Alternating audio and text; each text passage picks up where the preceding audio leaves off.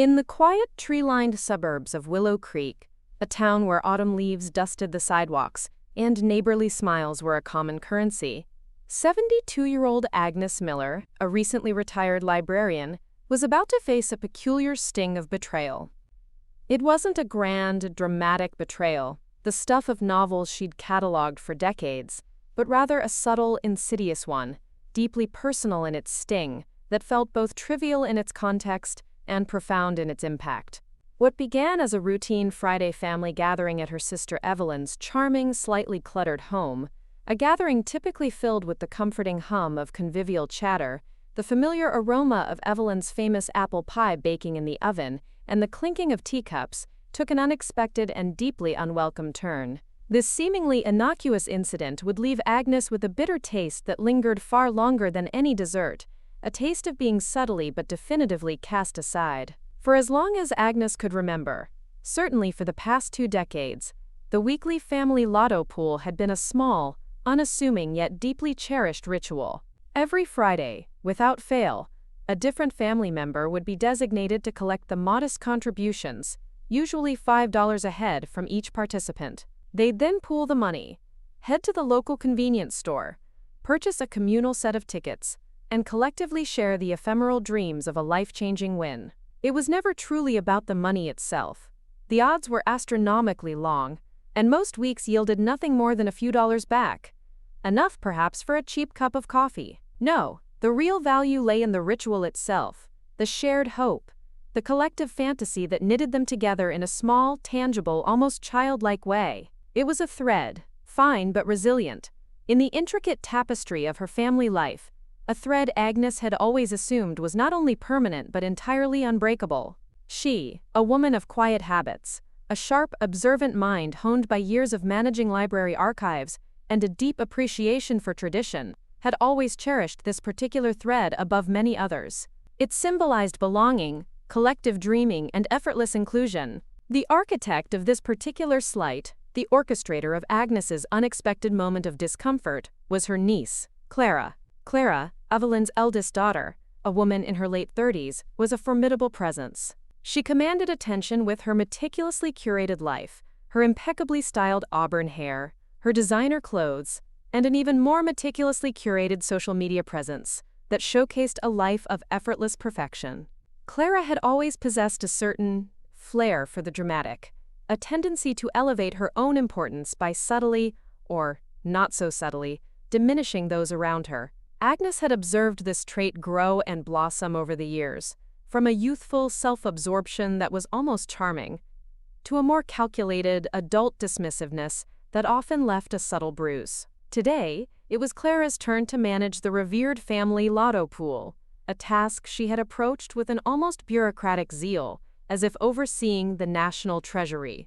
Agnes had arrived at Evelyn's house precisely at 4:30 p.m., her $5 neatly folded into a crisp square and tucked securely into the coin purse within her sensible leather handbag. She was ready for the usual exchange, a quick handover of cash, a pleasant word, and then the easy, drift into conversations about weekly happenings.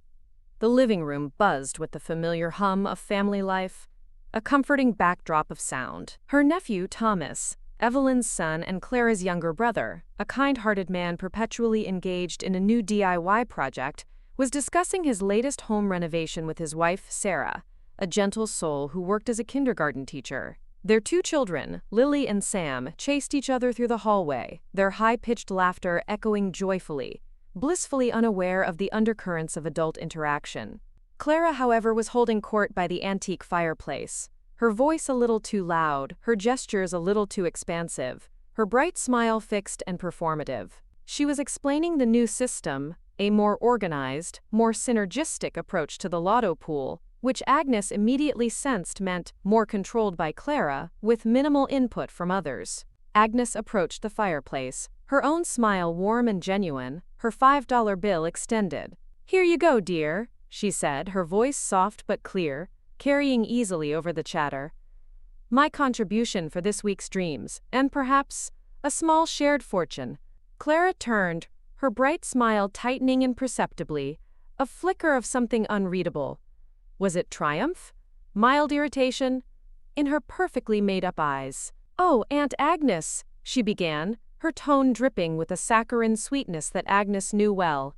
A sweetness that always masked a sharper, often unkind edge. "We actually decided to streamline things a bit this week, just the core group, for better synergy, maximize our chances, so to speak." Agnes's smile faltered, a slow, almost imperceptible tremor. "The core group?"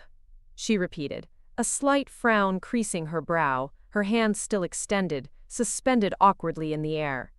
"But I've always been part of the pool. For 20 years since Arthur passed, I've contributed every week without fail." Clara moved closer, her voice lowering conspiratorially, though still loud enough for several family members, Thomas, Sarah, even Evelyn, from the kitchen doorway, to subtly turn their heads, their expressions shifting from general conversation to strained attention. "Well, we were just talking, and no offense, Aunt Agnes, but you do tend to have a bit of a cloud over you when it comes to luck. Remember that time with the raffle at the church bake sale? You bought 50 tickets and won a single deflated balloon. Or when your numbers never hit in the office pool at the library. We just think, for the pool's sake, we need to minimize any negative energies." A collective, uncomfortable silence descended upon the room, thick and suffocating. Thomas cleared his throat, looking down at his freshly polished shoes. Sarah busied herself with refilling a chip bowl, her movements jerky. Even Evelyn, Agnes's own sister, momentarily paralyzed by her daughter's audacity, avoided Agnes's gaze, a faint blush creeping up her neck, a silent apology she couldn't voice. The air around Agnes seemed to thicken, the comfortable family warmth of moments before suddenly replaced by a chilling, isolating draft. "Bad luck?" Agnes repeated, her voice barely a whisper, though the words felt like lead in her mouth, heavy with disbelief and a nascent indignation. Clara nodded, her expression a practiced blend of regret and firm, unyielding resolve, as if she were delivering difficult but necessary news. "It's just, for the pool's sake. We want to give ourselves the absolute best chance. No hard feelings, right? It's just a bit of fun, a strategy, really." She even offered a small, dismissive shrug, as if to imply that Agnes was overreacting to a perfectly reasonable and rational business decision. Agnes stood there, her $5 bill still extended, now feeling less like money and more like an offering cruelly rejected, feeling as though she had been slapped. It wasn't the $5, of course. That was utterly insignificant. It was the casual, public dismissal, the insidious implication that her very presence, her very essence, was a detriment, a curse even. She, Agnes Miller, a woman who had dedicated her life to the quiet pursuit of knowledge and the unwavering service of her community, who had always been a steady, reliable, and fundamentally kind presence in her family, was now being labeled, quote, "bad luck," and excluded from a trivial game. The humiliation burned, a slow, steady fire in her chest, radiating outwards. She slowly lowered her hand, the crisp $5 bill now feeling heavy and useless, an artifact of a connection that had just been severed. "Of course," she said, her voice regaining its remarkable composure, though it felt brittle, fragile as if it might crack at any moment. "No hard feelings." She forced a smile, a mask she had perfected over decades of navigating subtle social slights in institutional politics. "I understand completely. Good luck to you all. I do hope you win." She turned, making her way towards the kitchen, ostensibly to help Evelyn with the overflowing dishes, but truly to escape the suffocating atmosphere of unspoken judgment and the lingering burn of Clara's words. As she walked, she could feel Clara's eyes on her, a gaze that felt almost triumphant, and perhaps a few other pairs as well, burdened with pity or awkwardness. The laughter of the children in the hallway seemed to mock her, their unadulterated innocence, a stark contrast to the calculated cruelty she had just experienced. She busied herself with the simplest of tasks, her movements precise and automatic, arranging napkins in a wicker basket, fetching drinks from the refrigerator, anything to avoid direct eye contact or further conversation about the incident. Evelyn, her face etched with a silent apology and a deep familial regret, finally found a moment to speak to her sister away from Clara's discerning earshot. "Agnes, I'm so sorry, dear. I tried to say something, but Clara just gets these ideas sometimes. You know how she is. She thinks she's being clever, being pragmatic, but it's really just thoughtless and deeply hurtful." Agnes waved a dismissive hand, trying desperately to project an air of indifference she didn't remotely feel. "It's fine, Evelyn. Really. It's just a silly game. No need to make a fuss." But it wasn't just a silly game. It was a symbol. It was a clear, undeniable message that she was not truly part of their inner circle, that her worth was conditional, dependent on an elusive concept of luck or utility, and that her very presence could be deemed a liability. The seed of resentment, small but potent, began to take root in Agnes's heart, burrowing deep. She had always been the quiet observer, the one who didn't make waves, who absorbed the minor indignities of life with grace. But this time, the wave had crashed over her, leaving her feeling exposed, profoundly hurt, and utterly, inexplicably alone amidst her own kin. She would not forget this. She would not forget the casual cruelty, the public shaming, the unspoken agreement that her presence was a burden. As she continued to help Evelyn arrange the plates, her mind was already turning, a quiet resolve hardening within her, steeling her gentle spirit. Perhaps, she thought, a spark of defiance igniting deep within. It was time to make her own luck. It was time to prove them all wrong. Before we jump back in, tell us where you're tuning in from, and if this story touches you, make sure you're subscribed, because tomorrow, I've saved something extra special for you. Agnes left her sister's house that evening with a sense of quiet detachment, an emotional buffer she had perfected over decades of navigating the often complex currents of family dynamics and public life. It was the kind of detachment that settles in when a familiar world suddenly reveals an unfamiliar, sharper edge, a subtle but significant crack in its comfortable facade. The usual warmth of family gatherings, once a comforting embrace, felt like a distant memory, replaced by the chilling residue of Clara's words, a cold film clinging to her spirit. As she drove her sensible, well-maintained sedan through the darkening, familiar streets of Willow Creek, past the quaint Victorian houses and the glow of streetlights, the incident replayed in her mind. It wasn't with a surge of hot anger, for Agnes rarely succumbed to such volatile emotions, but with a librarian's methodical, almost academic analysis. She meticulously unpacked Clara's words, the nuanced inflections, the way Evelyn and Thomas had averted their gazes. Agnes was not prone to histrionics. Indeed, she found them rather vulgar. She had always approached life with a calm, reasoned demeanor, a quiet stoicism that many mistook for passivity. This trait had been honed over decades of organizing vast collections of books, creating intricate cataloging systems, and navigating the often unpredictable demands of public service. From mediating disputes over overdue books to comforting a child lost in the stacks. But even a quiet soul like Agnes had her limits, and being labeled bad luck and publicly excluded from a family tradition, however small and seemingly insignificant, had touched a raw nerve. A deeper vulnerability she hadn't known was quite so exposed. It felt like a public dismissal of her very essence, a judgment not just on her fortune, but on her worth. Her home, a cozy bungalow on Elm Street, filled with the comforting scent of old paper and the soft glow of her reading lamps, offered a sanctuary, a quiet refuge from the world's subtle brutalities. She moved through her evening routine with practiced ease, each action deliberate, almost meditative, watering her small, thriving collection of orchids, carefully arranging her favorite teacups, preparing a simple, nourishing dinner of toasted cheese and tomato soup, and finally, settling into her favorite armchair with a worn copy of a classic novel. Yet, the words lingered, an insistent, faint echo in the quiet of her home, refusing to be banished. Bad luck. It was such a childish, superstitious accusation, yet it carried the insidious weight of a lifetime of subtle dismissals, of being overlooked, of being the quiet background figure in her own family's narrative. Agnes had always been the steady one, the reliable aunt, the one who listened more than she spoke, offering quiet support and sage advice when explicitly asked, never interjecting, never demanding attention. She wasn't flashy or outspoken, unlike Clara, who seemed to thrive on being the very center of attention, always orchestrating events, dominating conversations, and dictating the family's collective mood.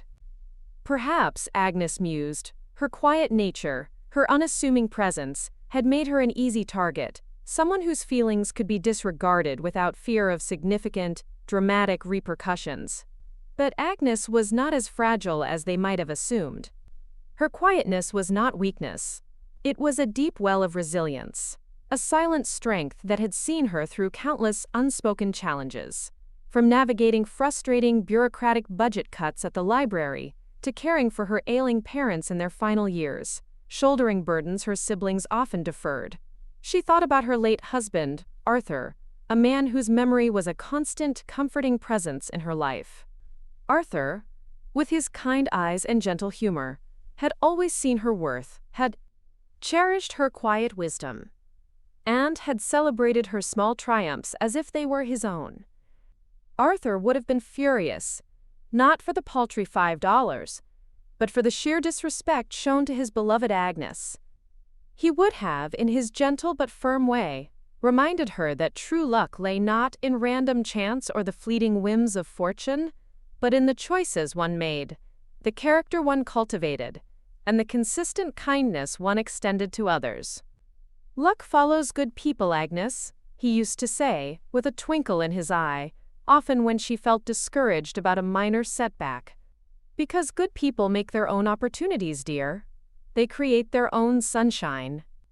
A faint, wistful smile touched Agnes's lips as she remembered Arthur's own quirky superstitions, his insistence on wearing his lucky tie to important meetings, or always picking up pennies heads up, believing they brought good fortune and represented small blessings.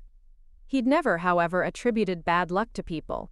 He believed in individual agency, in making your own way, in the profound impact of one's attitude on their outcomes. And that thought, that quiet echo of Arthur's unwavering belief in her, began to stir something vital within Agnes, a subtle stirring of defiance, a quiet rebellion against the narrative Clara had tried to impose. The next morning, a bright, crisp Saturday, as Agnes made her weekly, habitual trip to the Willow Creek supermarket, her thoughts, usually occupied with grocery lists and meal planning, drifted back to the lottery. She usually ignored the brightly colored tickets displayed by the checkout counter, seeing them as a harmless, if slightly wasteful, indulgence for others.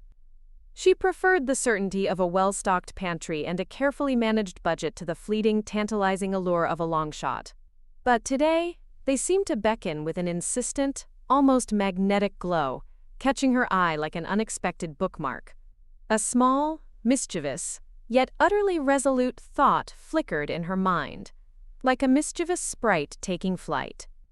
"If I'm such bad luck," as Clara so eloquently put it, "what happens if I play on my own, entirely unburdened by the supposed energies of others?"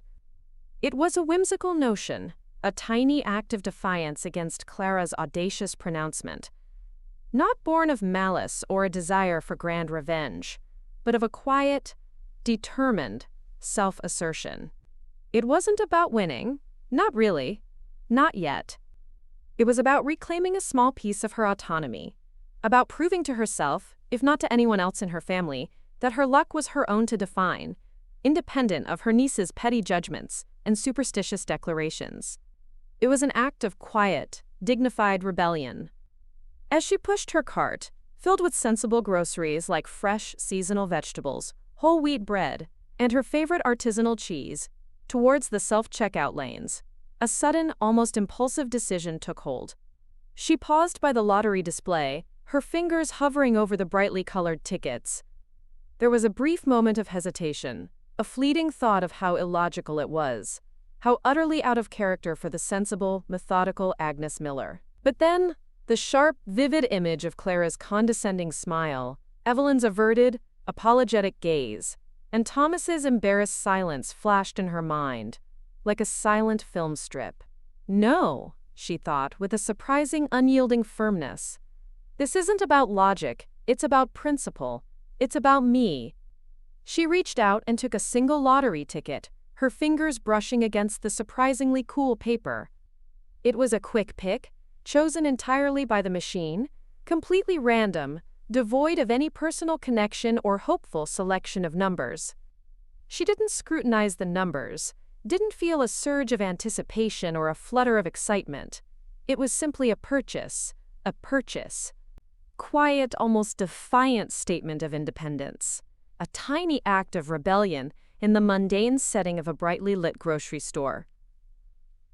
She tucked the ticket into a small, zippered pocket in her purse, alongside her meticulously organized grocery list and her well-worn library card, and consciously, almost deliberately, thought no more of it. The rest of her day unfolded as usual, a testament to her steadfast routines. She spent the afternoon volunteering at the local animal shelter, her gentle presence, a comfort to the nervous cats and the boisterous dogs, her hands deftly filling food bowls and offering soft strokes, a silent communion with creatures who offered unconditional affection. Later, she prepared a simple, comforting meal of roasted chicken and steamed greens, read a few more chapters of her book, and drifted off to sleep, the lottery ticket utterly forgotten in the depths of her handbag. The family Lotto pool, with its implied exclusion, had faded into the background, replaced by the quiet satisfaction of a day well spent, a life lived on her own terms, dictated by her own principles. Agnes was not a woman who dwelled on slights, at least not outwardly, not in a way that consumed her. She processed them, filed them away in the orderly compartments of her mind, and then, in her own subtle way, found a path forward, always seeking a quiet equilibrium, a graceful way to navigate the bumps in life's road. This lottery ticket was not an act of grand revenge, but a quiet whisper of self-affirmation, a tiny seed of possibility. It was a reminder that even when others tried to define her, to limit her, Agnes Miller held the power to define herself, to chart her own course, however small the deviation might seem. The universe, she believed, had a funny, often ironic way of balancing things out, often in the most unexpected ways, aligning fortunes in paths unseen, known only to itself. Little did she know, this small, unassuming piece of paper held the key to a dramatic rebalancing act, one that would shake the foundations of her family's assumptions and redefine her place within it forever. The stage was set, not for a grand confrontation, but for a quiet, undeniable triumph. Agnes was about to discover that, sometimes, the best luck comes when you least expect it, when you are simply being true to yourself, and when you're playing by your own rules. The next morning, a Saturday, dawned bright and clear, promising a day of gentle sunshine and the leisurely pace Agnes cherished in her retirement. The air outside her bungalow was crisp, carrying the faint, sweet scent of blooming jasmine from her neighbor's garden. She followed her usual morning routine with a comforting rhythm, a precisely brewed cup of Earl Grey tea, the rustle of the morning newspaper as she perused the headlines, a careful tending of her vibrant orchid collection, each bloom a testament to patience and consistent care, and a quiet moment in her small garden, observing the diligent bees at work among her lavender bushes.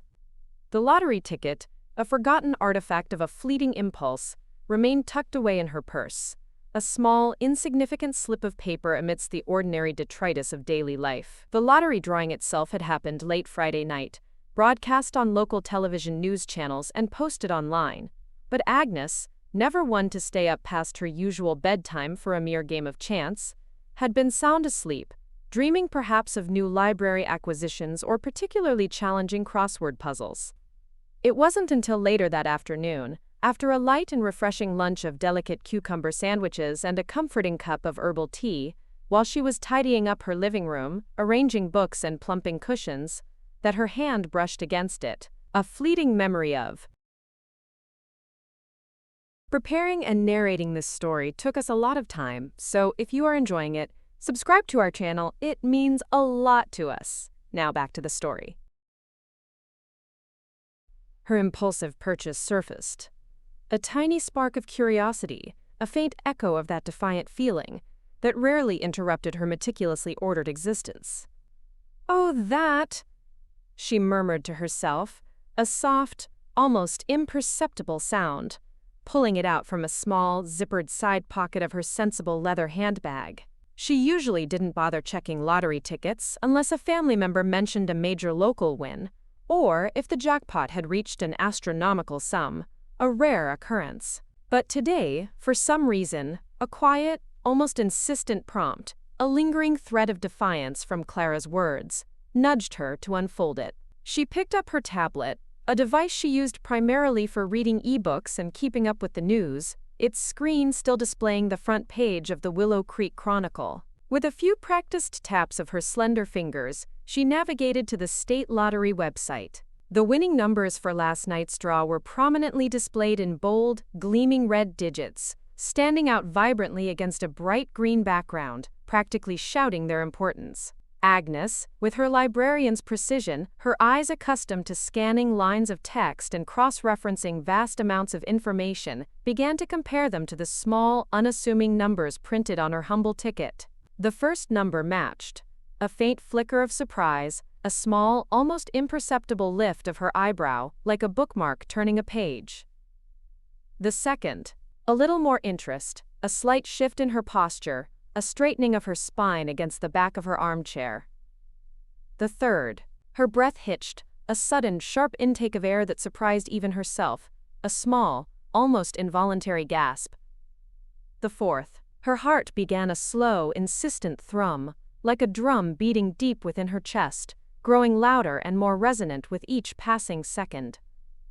The fifth. Her hand holding the ticket began to tremble imperceptibly, a tremor that soon spread to her entire arm, then her shoulders, betraying her usually iron composure. And then, the bonus number. It matched. Nubplay. Agnes stared at the screen, her gaze fixed, unblinking, as if trying to imprint the image onto her very soul. Then she looked at the ticket, then back at the screen, then at the ticket again, her mind trying desperately to reconcile what her eyes were seeing with what her brain insisted was impossible. She thought for a fleeting moment that her eyes were playing tricks on her, a side effect of her age, perhaps. Her mind, usually so clear and methodical, capable of categorizing vast amounts of information and solving complex logical puzzles, felt strangely blank, utterly devoid of thought, a white void. She blinked, rubbed her eyes with the back of her free hand, and looked again, more intently this time, scrutinizing every digit, every curve of the numbers.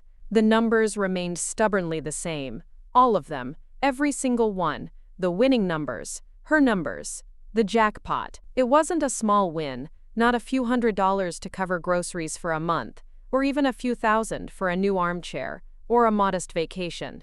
The amount displayed on the screen, a staggering sum with more zeros than she'd ever seen outside of a complex financial report, made her head spin, threatening to pull her into a vortex of unreality. Millions.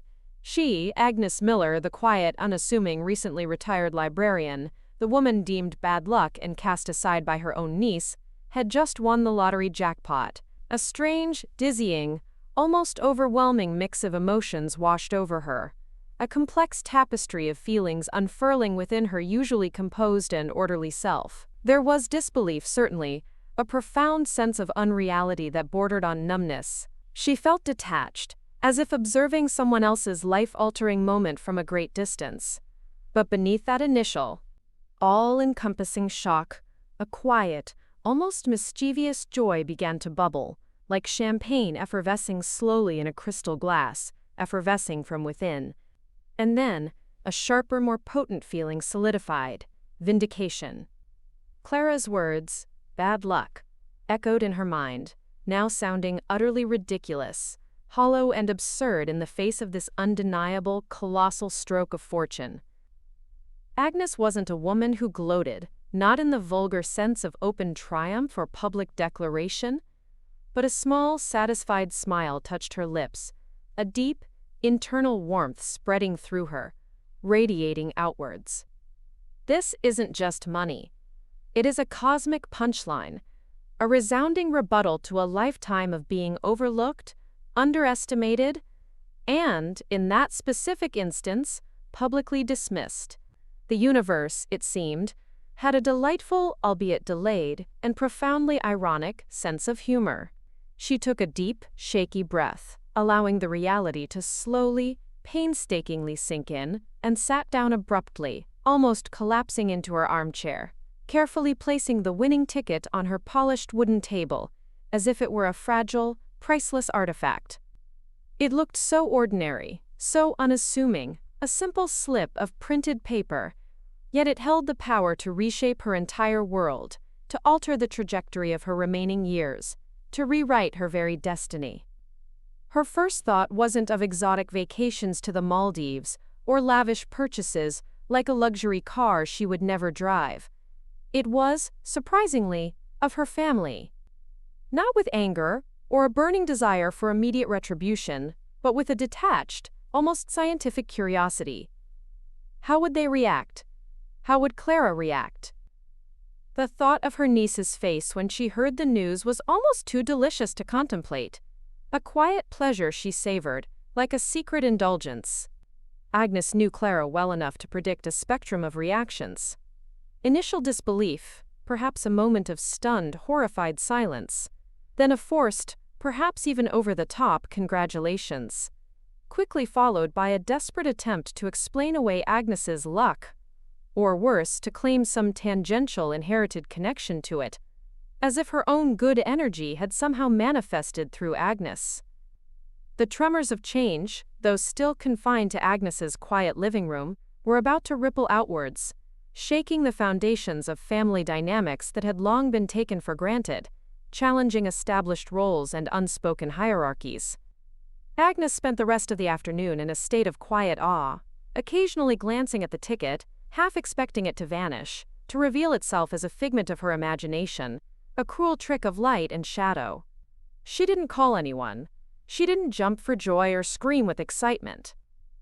Agnes processed momentous events with a calm that belied the internal maelstrom, allowing the sheer magnitude of the situation to slowly, deliberately integrate into her understanding, like a new piece of information being cataloged in her vast mental library.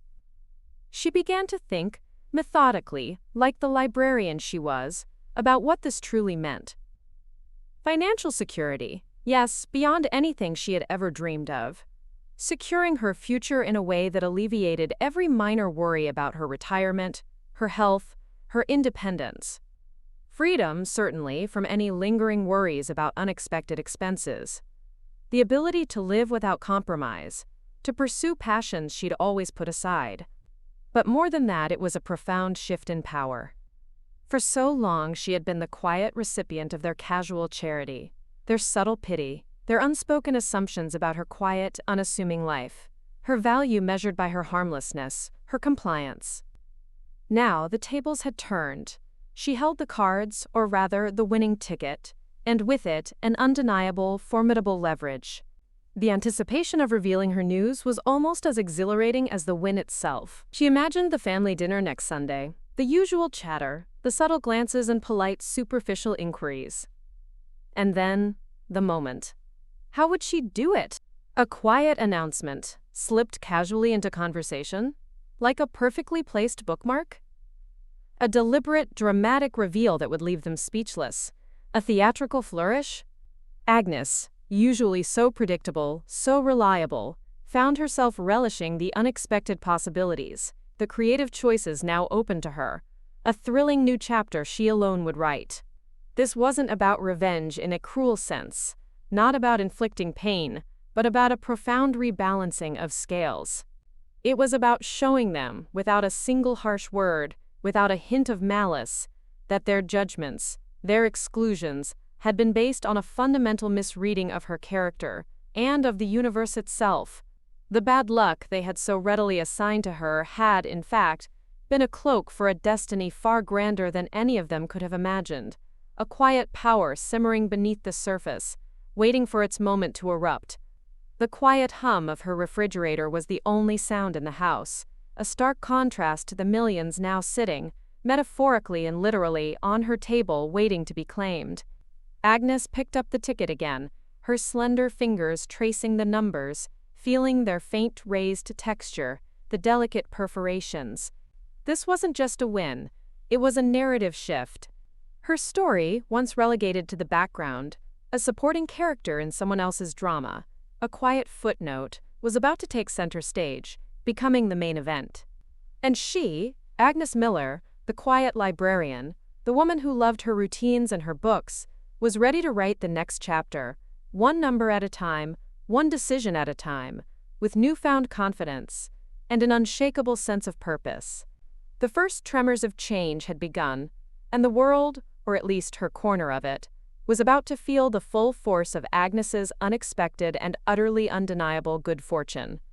The week that followed Agnes's jackpot discovery was a peculiar, almost surreal blend of the ordinary and the extraordinary. Outwardly, her life in Willow Creek continued precisely as it always had. She still tended her flourishing garden with gentle hands, meticulously deadheading spent blooms and coaxing life from reluctant seeds. She volunteered at the animal shelter twice a week, her calm presence a soothing balm to anxious creatures, her movements efficient as she cleaned kennels and prepared meals. She exchanged pleasantries with neighbors over the fence, discussing the weather, the latest town gossip, or the progress of their respective rose bushes. Yet, beneath this unblemished veneer of routine, a profound internal shift was occurring within Agnes, a silent but seismic reordering of her inner world.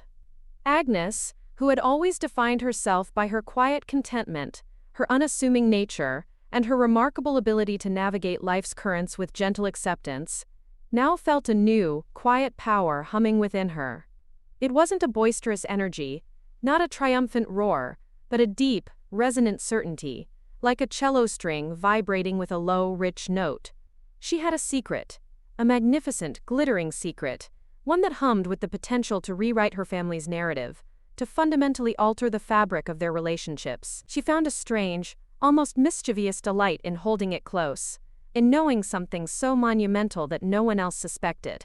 It was her own private revolution, unfolding in the quiet confines of her mind. She spent hours, not fantasizing about sprawling mansions or sleek yachts, for such ostentation held no appeal for her quiet sensibilities.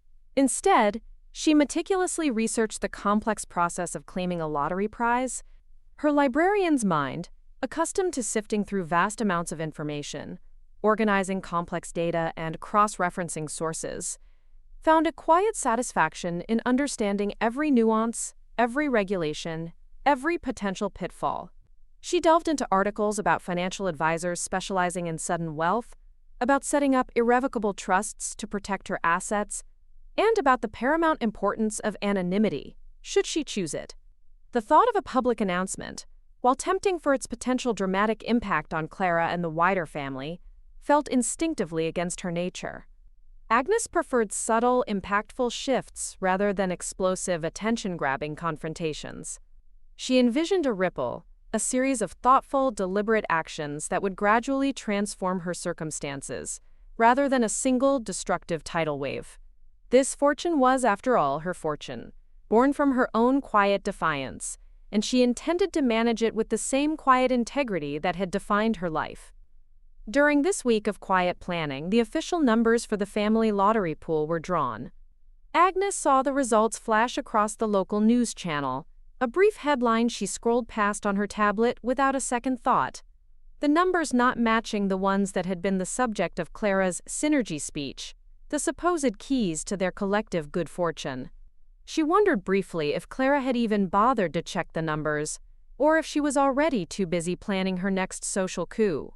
Agnes felt no malice, no burning desire for their failure, only a faint, detached amusement.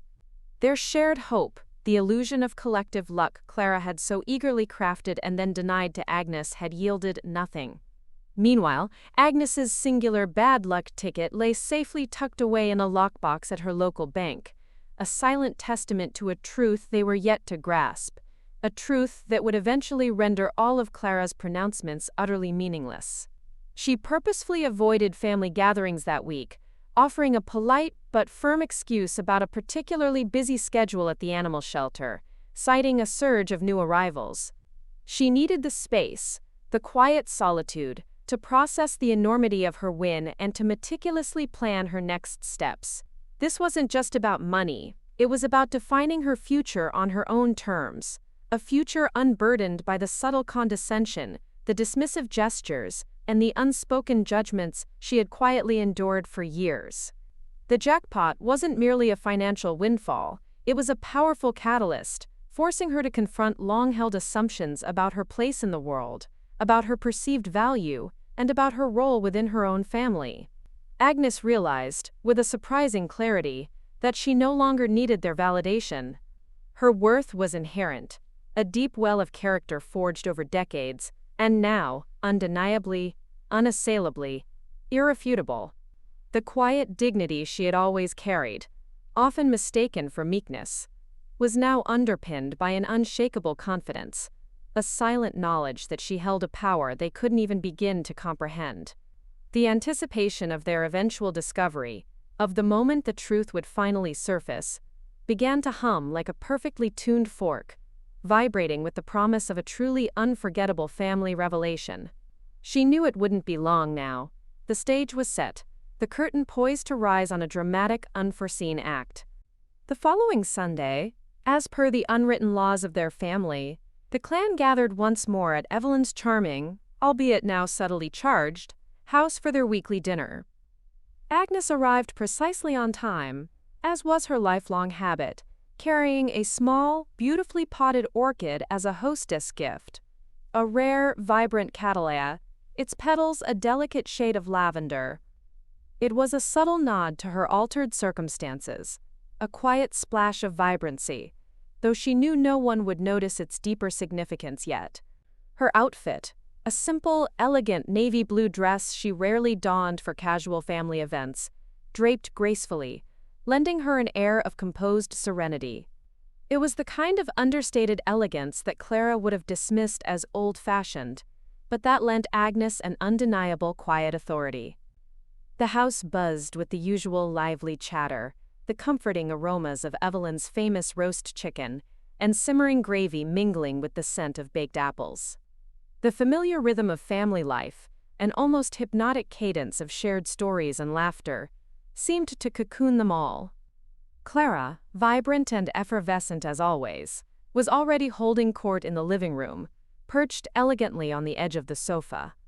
She was recounting, with dramatic flourishes and exaggerated sighs, a particularly scandalous incident from her new book club, her voice projecting just enough to ensure everyone within earshot was captivated.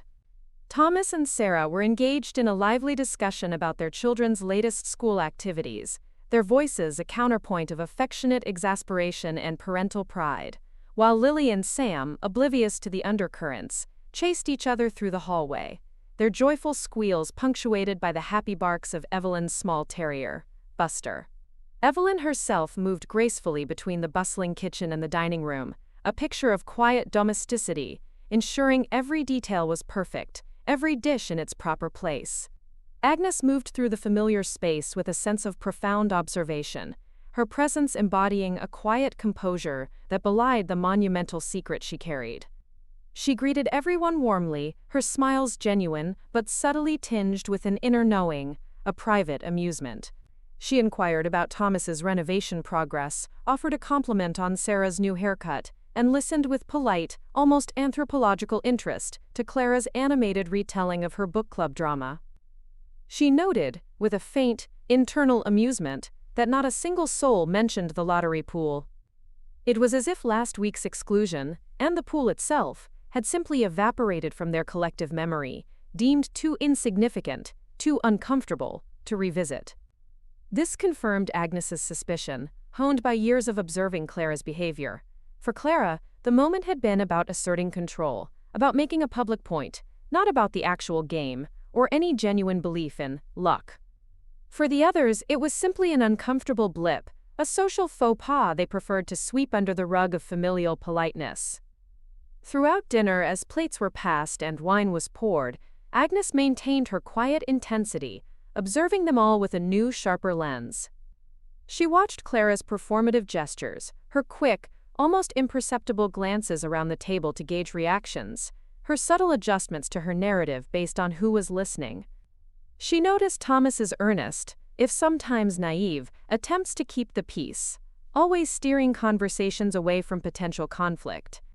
She saw Evelyn's underlying weariness, the quiet burden of being the family's emotional anchor, forever smoothing ruffled feathers, and mediating unspoken tensions.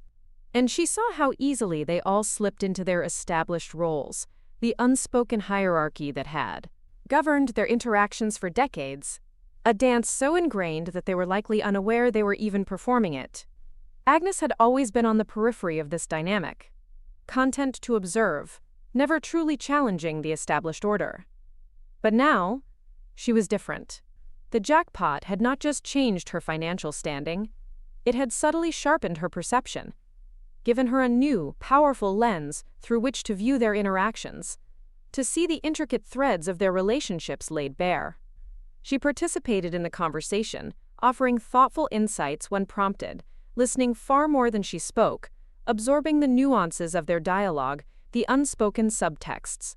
There was no bitterness in her heart, no burning resentment, only a detached sense of anticipation, a quiet satisfaction in the dramatic irony of the situation.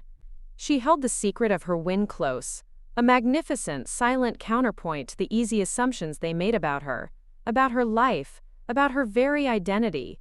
They saw Agnes, the quiet, retired librarian, the reliable aunt, perhaps even the slightly eccentric elder, who preferred books to social engagement. They did not see Agnes, the multimillionaire, the woman who had quietly defied their judgment and found herself showered with fortune, the silent force poised to reshape their world. The contrast between their perception and her reality created a delicious tension, a hum of unspoken power that Agnes savored, a secret smile playing on her lips. The meal progressed, filled with laughter and stories, utterly oblivious to the seismic shift that was about to rock their world. They ate, they drank, they celebrated their ordinary Sunday, completely unaware that one among them held the key to an extraordinary future, a future that would reshape their relationships in ways none of them could possibly foresee, transforming the very foundation of their family dynamics forever. As dinner mercifully wound down, the comfortable chaos of clinking cutlery and polite conversation giving way to the soft scrape of chairs being pushed back, Evelyn began the familiar choreography of collecting plates. The air, still thick with the aroma of roast chicken and apple pie, now held a faint undercurrent of winding down, of impending departures. Agnes decided this was the opportune moment to drop the first, exquisitely subtle hint. She wasn't aiming for an immediate, explosive revelation, not yet. This was a gentle probe, a test of their awareness, or perhaps a measure of their collective, convenient amnesia regarding last week's uncomfortable incident. Clara, still basking in the residual glow of her book club story, having thoroughly exhausted its dramatic possibilities, let out a satisfied sigh. "Oh, by the way," she announced, her voice carrying easily across the table, shifting gears with practiced ease. "The lottery numbers last night? Nothing. Not a single match in our pool. Absolutely zilch. Told you," she added with a knowing, slightly smug glance towards Agnes as if to reinforce the inherent validity of her previous exclusion. "Collective energy is absolutely key. You need focused intent, not just random contributions." She punctuated her statement with a bright, slightly forced laugh, a sound that always grated on Agnes's ears. Agnes met Clara's gaze calmly, her own expression serene, a faint, almost imperceptible smile playing on her lips. Her eyes, usually soft and discerning, held a new, knowing twinkle. "Is that so, dear?" she inquired, her voice soft, almost conversational, but carrying a new, almost regal quality, a resonance that hadn't been there before. "Fascinating, isn't it, how luck works? Sometimes it arrives when you least expect it, and from the most unexpected places. It certainly has a sense of humor." Clara merely shrugged, a dismissive gesture, completely oblivious to the double meaning woven into Agnes's words. "Well, that's why we stick to the system, Aunt Agnes. No point in just randomly picking. You need strategy. Focused energy. That's what I keep telling everyone." She preened slightly, confident in her perceived wisdom. Agnes's smile widened then, a genuine, private delight lighting her eyes, a silent satisfaction blooming deep within. "Indeed," she said, her gaze sweeping slowly across the table, taking in Thomas's distracted nod, Sarah's polite but vague smile, and Evelyn's concerned, questioning glance. Perhaps, or perhaps, sometimes, strategy is entirely beside the point. Perhaps, sometimes, pure, unadulterated chance, combined with a healthy dose of independence, is all one truly needs. She paused, letting the words hang in the air for a deliberate, tension-filled moment, allowing their subtle implications to settle. Then, her voice gaining a fraction more clarity, a fraction more weight, she added, "It's a funny old world, full of surprising twists and turns. One truly never knows what turn a single ticket, a single, independent decision, might take." She took a slow, deliberate sip of her cooling tea, her eyes twinkling over the rim of her delicate porcelain cup, watching them. Clara, too self-absorbed in her own pronouncements and too confident in her established authority to notice the underlying current of Agnes's words, merely waved a dismissive hand. "True, Aunt Agnes, but with the kind of money we're talking about in the lottery, you can't just leave it to chance. It's serious business. It requires careful planning, collective effort, a genuine commitment." "Oh, it certainly is serious business, dear," Agnes agreed, her voice barely a whisper, yet now holding a new profound weight, a resonant certainty that seemed to fill the room. "More serious than you can possibly imagine, in fact." And with that, with a movement as smooth and deliberate as turning a page in a precious book, she opened her handbag, which lay beside her plate. Her slender, age-spotted fingers reached inside, moved past her neatly folded handkerchief and her reading glasses, and with exquisite slowness, she pulled out a single, crumpled, yet now utterly precious and undeniably powerful, lottery ticket.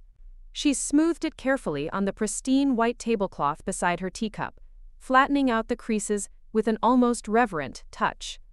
It was a simple, stark white rectangle of paper, adorned with unassuming black numbers, but in that moment, under the gentle light of Evelyn's dining room chandelier, it seemed to glow with an almost supernatural light, emanating an undeniable aura of significance. A profound, breathless hush fell over the table, so sudden and complete that the only sound was the distant murmur of traffic outside. All eyes, as if drawn by an invisible thread, were magnetically drawn to the small white rectangle lying innocent and unassuming on the tablecloth. Thomas, who had been about to push back his chair, froze mid-movement, his eyes wide with dawning comprehension. Sarah stopped refilling a glass of water, the pitcher hovering inches above the rim. Evelyn, who had just entered from the kitchen with a fresh pot of coffee, froze in the doorway, the porcelain carafe clutched tightly in her hand, a flicker of bewildered recognition crossing her face. Clara, her earlier bravado suddenly and irrevocably deflating like a pricked balloon, looked at the ticket with a mixture of confusion, dawning horror, and a growing, desperate dread. Her perfectly made-up face contorted. A silent scream of realization. "Aunt Agnes, what? What is that?" she stammered, her voice thin and reedy, losing its usual crispness, her carefully constructed composure threatening to shatter. Agnes looked around at their stunned, incredulous faces, her gaze lingering on Clara's paling features, a quiet, deep triumph blooming in her chest, warm and undeniable. She had their attention now, all of it, every last, undivided atom of it. "This, dear Clara," she said, her voice clear and steady, resonant with a newfound authority, a stark contrast to her niece's unraveling facade, "is the ticket I bought this week. My own ticket. The one I purchased after you so thoughtfully, and, I might add, quite publicly, excluded me from the family pool, citing my bad luck as the primary reason." She paused, allowing the crushing weight of the implication to hang in the air, thick and heavy, laden with dramatic irony. "And as it happens," she continued, her voice rising slightly, taking on a resonant quality that commanded absolute, unyielding attention, holding them all captive, "it appears my luck has taken quite the turn. This little piece of paper, my dear family, is worth rather a lot, several million in fact, the jackpot." The words hung in the air, crystalline and shockingly clear, resounding like a bell. They shattered the comfortable illusion of their ordinary Sunday dinner, irrevocably transforming the atmosphere and marking the undeniable, earth-shattering arrival of Agnes Miller's very good fortune. The quiet librarian had just dropped a bombshell, and the ripples would be felt for a very long time. The revelation of Agnes's jackpot win hit the Willow Creek dining room like a literal, physical shockwave, a silent explosion. A collective gasp, ragged and involuntary, tore through the previously comfortable quiet, followed by a stunned, profound silence, so absolute that the rhythmic ticking of Evelyn's antique grandfather clock in the hall seemed to reverberate with deafening clarity, mocking the sudden stillness. Clara's face, usually so composed, so expressive in its calculated charm, went slack, draining of all color, until it was an ashen mask. Her perfectly lipsticked mouth opened slightly, a silent O of disbelief, but no coherent words emerged, only a faint, choked sound. She seemed incapable of processing the information, her mind seizing up like a broken machine. Thomas, always the first to process facts, no matter how extraordinary, was the first to react with anything resembling articulation, his eyes wide with a mixture of disbelief and dawning awe as he leaned forward, straining to read the numbers on the ticket, as if the physical act of seeing them would make them real. "Aunt Agnes? Are you serious? The jackpot? You won the actual jackpot, all of it?" His voice was a raw whisper, barely audible above the ringing in Agnes's own ears, laced with a tremor of incredulity. Agnes calmly pushed the ticket slightly closer to him, her hand steady, allowing him a clearer view of the undeniable numbers, gleaming under the chandelier light. "As serious as a heart attack, Thomas," she replied, her voice remarkably calm, a faint, knowing smile gracing her lips, a quiet triumph shining in her eyes. "All the numbers. Even the bonus. It seems my independent efforts were fruitful." Her emphasis on independent was subtle, a quiet but pointed reminder of Clara's earlier dismissals. Sarah, Thomas's wife, who usually maintained a polite, almost deferential distance from overt family squabbles, gasped sharply and covered her mouth with her hand, her eyes wide with unfeigned astonishment.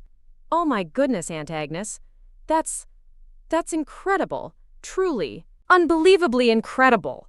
Her voice was tinged with genuine awe, unmarred by the complex emotions, the envy, the disbelief that were already beginning to swirl around the table. Her reaction was one of pure, unadulterated wonder. Evelyn, Agnes's sister, who had stood frozen in the doorway, finally dropped the dish towel she was holding. It fell to the polished hardwood floor with a soft thud, a sound unheard amidst the sudden, overwhelming tension. Tears, bright and glistening, welled in Evelyn's eyes, a complex mixture of profound relief, long-simmering resentment towards Clara's habitual unkindness, and a belated, almost cathartic understanding of her sister's quiet suffering. She rushed to Agnes's side, her movements uncharacteristic in their haste, enveloping her in a warm, fiercely protective embrace. "Agnes, my dear sister, oh thank God! You deserve this, you truly, truly do. After all these years, after everything." Evelyn's embrace was a balm, a comforting anchor in the swirling chaos, a reaffirmation of their deep sisterly bond. It was the first genuine outpouring of pure, unadulterated happiness for Agnes that evening, a stark contrast to the stunned, almost aggrieved silence from the others. Clara, however, remained rooted to her seat, her gaze fixed on the ticket, as if it were a venomous snake, a malevolent entity that had appeared out of nowhere to spite her. The initial shock began to give way to a rapid succession of emotions, chasing each other across her face: confusion, then a dawning horror, quickly followed by outright denial, and finally, a simmering, ugly rage that distorted her features. "No," she finally managed to stammer, her voice thin and reedy, stretched taut with disbelief. "No, this isn't right. This is impossible. You can't have. You don't have good luck. You're bad luck. I said so. I told you you were bad luck." Her voice rose with each frantic, desperate word, bordering on hysteria, her composure shattering like fragile glass. The carefully constructed facade of her meticulously controlled life, her perfect image, was crumbling before their very eyes, revealing the raw, unadorned fury beneath. Agnes calmly pulled back from Evelyn's embrace, her posture radiating an almost serene power, her gaze unwavering as she met Clara's furious, desperate eyes. "Indeed, dear Clara," she said, her voice still remarkably calm, steady, and low, a stark, unsettling contrast to her niece's frantic unraveling. "You did say so. Quite emphatically, if I recall. And yet here we are, a testament perhaps to the unpredictable nature of fate, wouldn't you agree? Or perhaps to the inherent flaws in certain theories about luck." The gentle, almost mocking tone in Agnes's voice, a nuanced layer rarely, if ever, present in her usual soft demeanor, landed like a sharp, precise blow, striking its target with unerring accuracy. "This is impossible. It must be a mistake, a glitch, a fake ticket," Clara insisted, her voice now rising to a shrill, piercing pitch, bordering on a scream. She half rose from her chair, her hand twitching, reaching across the table as if to snatch the ticket, to physically obliterate the undeniable proof of Agnes's triumph. Thomas, sensing the rapidly escalating tension, the imminent explosion, quickly intervened, putting a firm, restraining hand on Clara's arm. "Clara, for heaven's sake, calm down! Aunt Agnes wouldn't lie about something like this. This isn't a game anymore." "But she's bad luck!" Clara wailed again, her carefully manicured hands clenching into fists, trembling with impotent rage. "I said she was. I kept her out for a reason." The pronouncement, once a tool of casual dismissal, a weapon of subtle cruelty, now sounded ludicrous, a childish, nonsensical complaint against the undeniable, multi-million-dollar reality shimmering on the table. The very words she had used to exclude Agnes were now being flung back at her, twisted into a cruel, devastating irony. The collective energy of the family pool, the synergy she had so grandly proclaimed, had yielded nothing but emptiness, a void where hope once was, while the bad luck individual, the outcast, had struck unimaginable gold.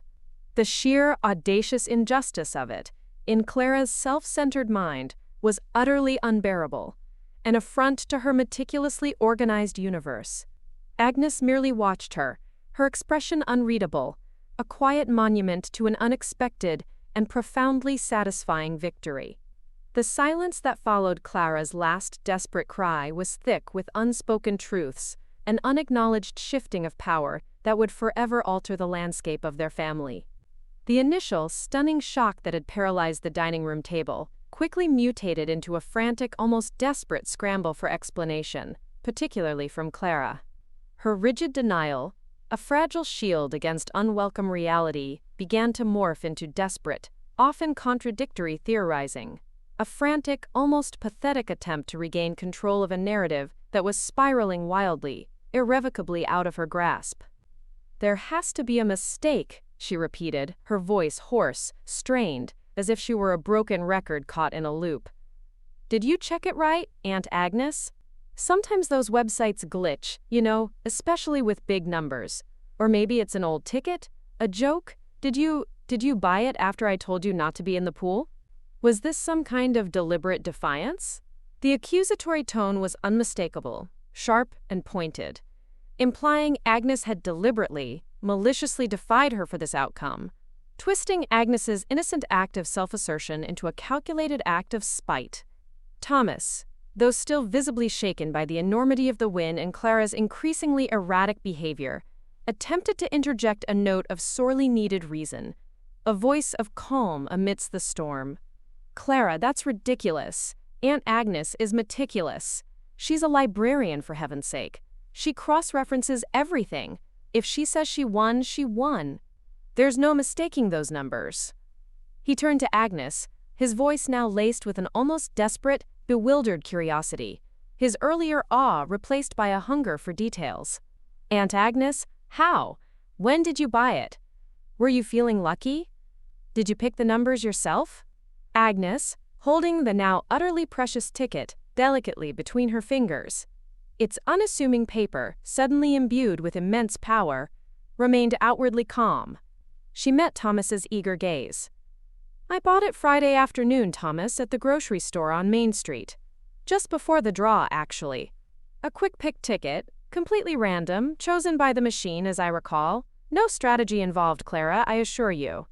No complex algorithms, no special energies," she stated, her subtle emphasis on no strategy and, quote, no energies. A quiet but pointed jab, a direct echo of Clara's earlier dismissal and her pompous pronouncements. "As for feeling lucky," she continued, her gaze settling briefly on Clara's still flushed, furious face, then sweeping across the table to encompass Evelyn and Sarah, "I suppose I felt independent, unburdened by certain expectations, free to pursue my own path, as it were." Evelyn, still holding Agnes's hand, squeezed it gently, her eyes brimming with unshed tears of vindication and profound happiness for her sister. "Oh, Agnes, you've always been independent, a quiet force. This is truly wonderful. It serves them right, after how they've treated you with this pool business, always making you feel like an outsider."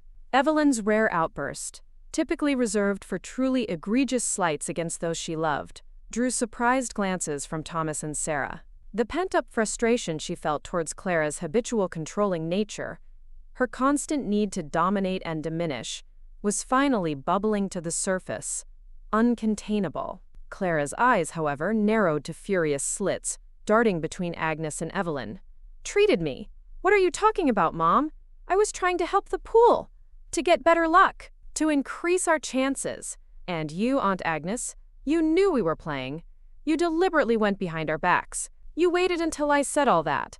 And then you went and bought your own ticket just to spite me, didn't you? Didn't you?" The accusation was baseless, utterly illogical in its premise, but Clara's mind, reeling from the blow to her ego, was rapidly rewriting history to fit her self-serving victim narrative, twisting Agnes's quiet act of self-assertion into an elaborate, malicious plot. "Behind your backs?" Agnes scoffed softly, a sound rarely heard from her, a delicate, almost mocking little sound that carried surprising weight. "My dear Clara, you made it abundantly clear in this very room in front of everyone that I was not welcome in your pool. You publicly stated I was, quote, bad luck, a detriment to your collective chances. So I simply chose to try my own luck. I believe that's called exercising one's free will, wouldn't you agree? A rather fundamental right, I should think." Her quiet voice, usually so gentle, now carried an unexpected steeliness, a razor-sharp resolve that left no room for Clara's manipulative spin, cutting through her flimsy accusations with precision. Thomas, finding his voice again, finally spoke with more firmness than before, his face a mask of profound discomfort but also dawning realization. "Clara, you did say that. We all heard you. And it wasn't right. It was a very unkind thing to say, regardless of the outcome." His words, a rare direct confrontation with his sister, seemed to sting Clara more deeply than Agnes's calm rebuttal, hitting closer to home because it came from her own brother, usually her quiet ally. Thomas, usually passive, usually preferring to avoid conflict at all costs, was clearly disturbed by the blatant injustice, by Clara's ungracious reaction, and by the sheer hypocrisy of her present indignation. Clara, however, ignored him, rounding on her brother with a furious glare. "Oh, so now you're siding with her? After all the years we've been trying to make this pool work? After all the times Aunt Agnes has just been there, not really contributing anything substantial, just taking up space, collecting the benefits of our family gatherings without giving back in equal measure?" The raw, unvarnished resentment in Clara's voice, the venom in her tone, revealed a deeper, uglier truth than just the lottery incident. It was an echo of long-held assumptions about Agnes's value, or lack thereof, within the family. A resentment that clearly festered beneath Clara's polished veneer, fueled by years of perceiving Agnes as a passive recipient, not an active contributor in the way Clara defined it. Agnes listened, her expression unreadable, her face a serene mask. She recognized the pattern, the familiar, tiresome dance. Clara always deflected, always attacked, always minimized others to elevate herself, to justify her own perceived superiority. But now Agnes had the ultimate counter-argument, a multi-million-dollar one, resting calmly, undeniably on the table between them. The tremors of change were no longer subtle, they were undeniable, seismic, shaking the very foundations of their intertwined histories and forcing uncomfortable truths, unspoken grievances, and long-held resentments into the harsh, undeniable light. The jackpot was exposing the family's true colors, and for Clara, the colors were rapidly darkening. Clara's furious outburst, culminating in the venomous accusation about Agnes just taking up space, hung in the air, thick and suffocating with unspoken resentments that stretched back decades, a lifetime of perceived slights and unacknowledged contributions. It was clear this was more than just about the lottery win. It was about Clara's deeply ingrained belief that Agnes, as a quiet, childless aunt, a retired librarian with no grand career achievements in Clara's eyes, had always existed on the fringes of the family, a non-contributing member to their collective success, a passive consumer of their familial energy. Her words, sharp and cutting, caused a tangible ripple of discomfort among the others.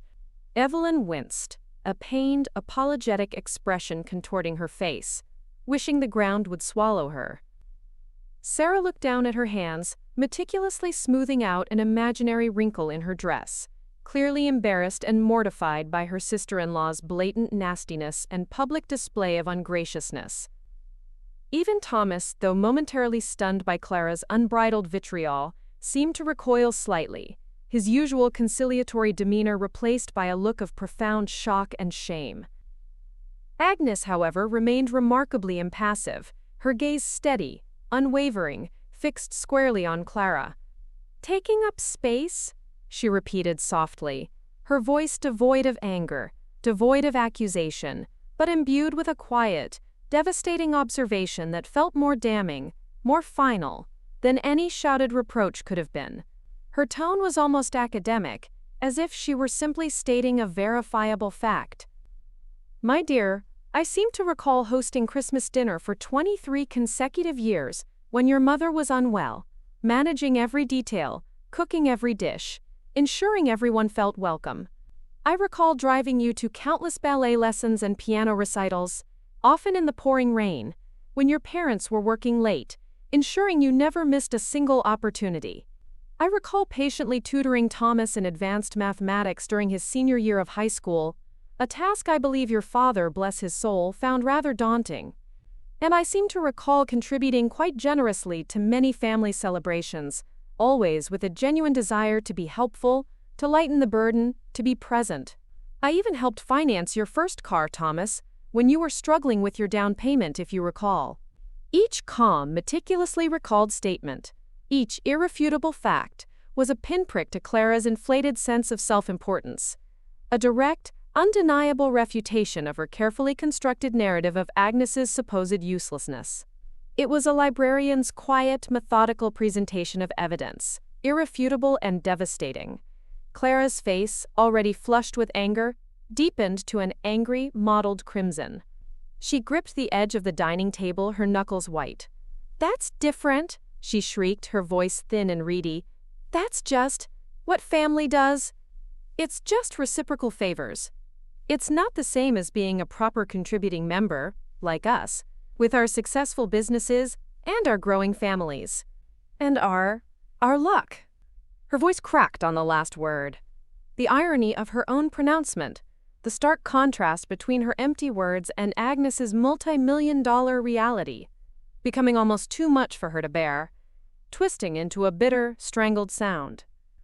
The sight of Agnes sitting there, calm and composed, holding the winning ticket, while Clara's life, for all its outward perfection, felt suddenly hollow, was clearly maddening her.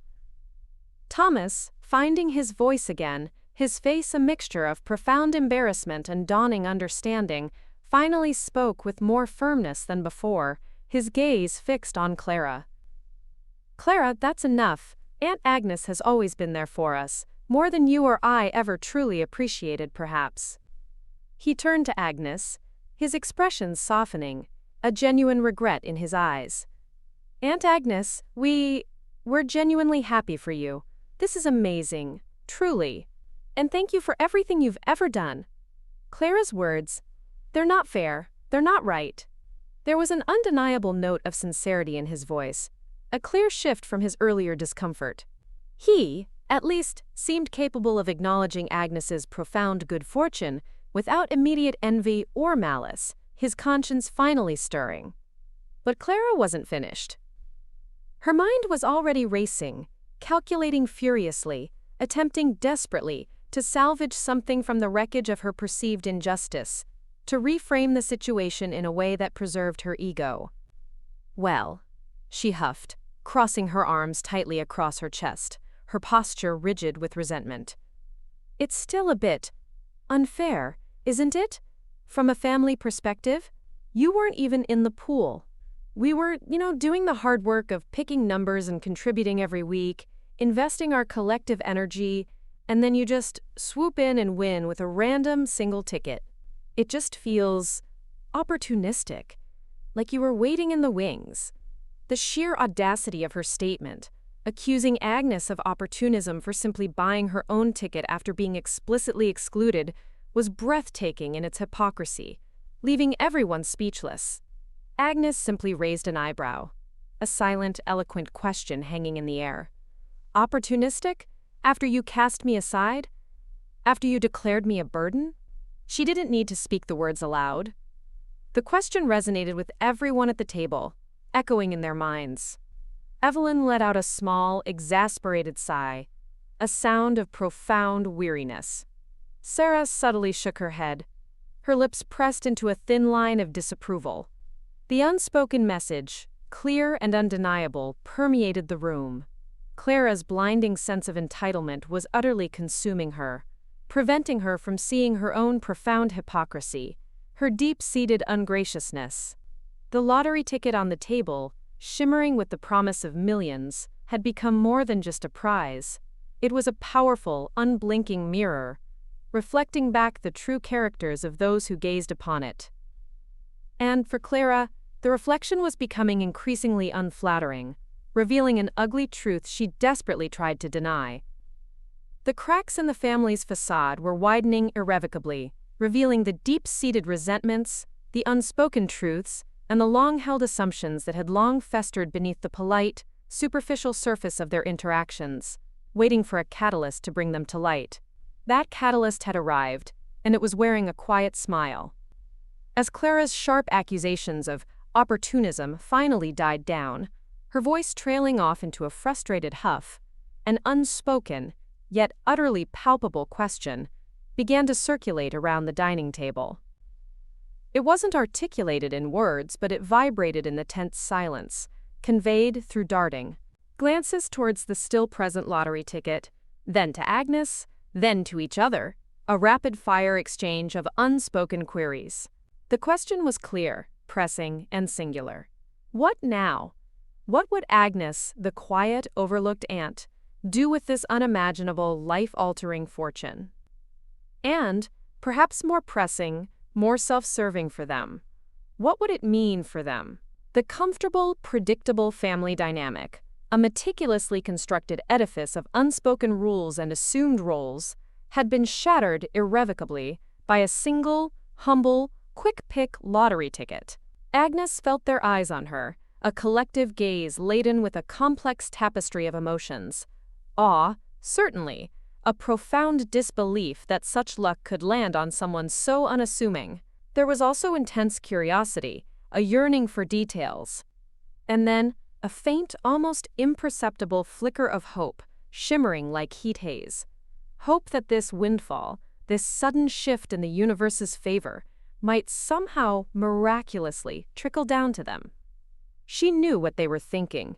Would she buy them sprawling mansions? Would she distribute lavish gifts, erase their debts, fund their dreams? Would she, the quiet, overlooked aunt, finally exert the kind of influence, the kind of generous patronage they had always assumed was reserved for Clara or Thomas, the family's more overtly successful members? The weight of their unspoken expectations, their burgeoning desires, even as they simmered beneath the surface of strained politeness, was almost tangible, pressing down on her. "Well," Agnes finally said, her voice clear and remarkably steady, breaking the suffocating silence, its calm a stark contrast to the tumult in their minds. "It appears my bad luck has proven quite lucrative indeed. Beyond my wildest imaginings, I must admit." She allowed a faint, knowing smile to touch her lips, a private acknowledgement of the cosmic irony. "And I assure you it was simply a matter of pure chance. No grand strategy, no secret machinations, no manipulation of energies, Clara. Just a $5 ticket bought on a whim, a delightful, unforeseen accident." She picked up the ticket again, holding it delicately between her thumb and forefinger, holding it up slightly, allowing them another moment to fully grasp its undeniable reality, its powerful magic.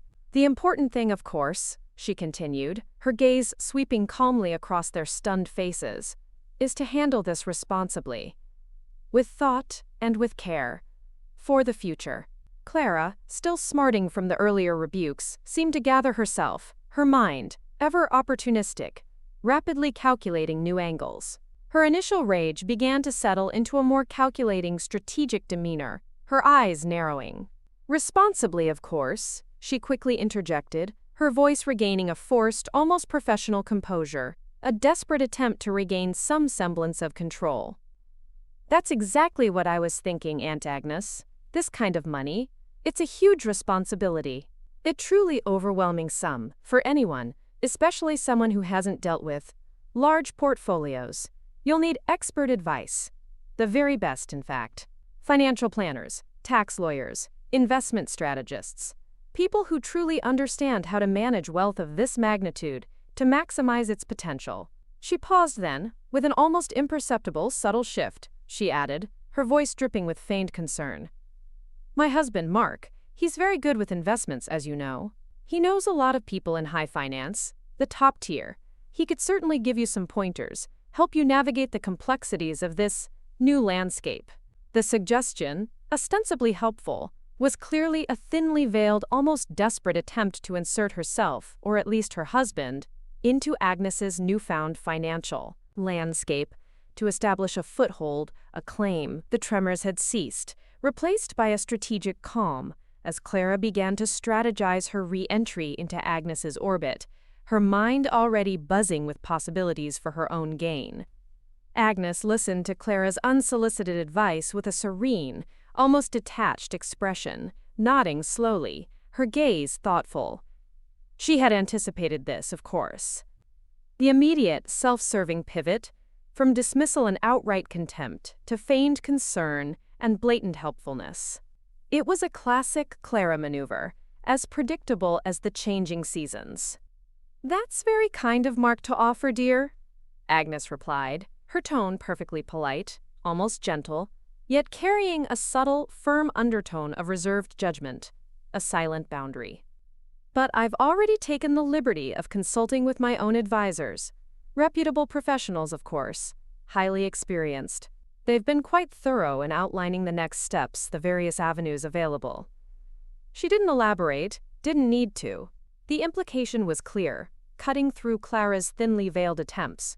She was handling this, and she was handling it her way with her own chosen team, without their help or their unsolicited expertise. The conversation shifted then, moving to safer, more mundane topics, but the unspoken question lingered, unanswered, suspended in the air.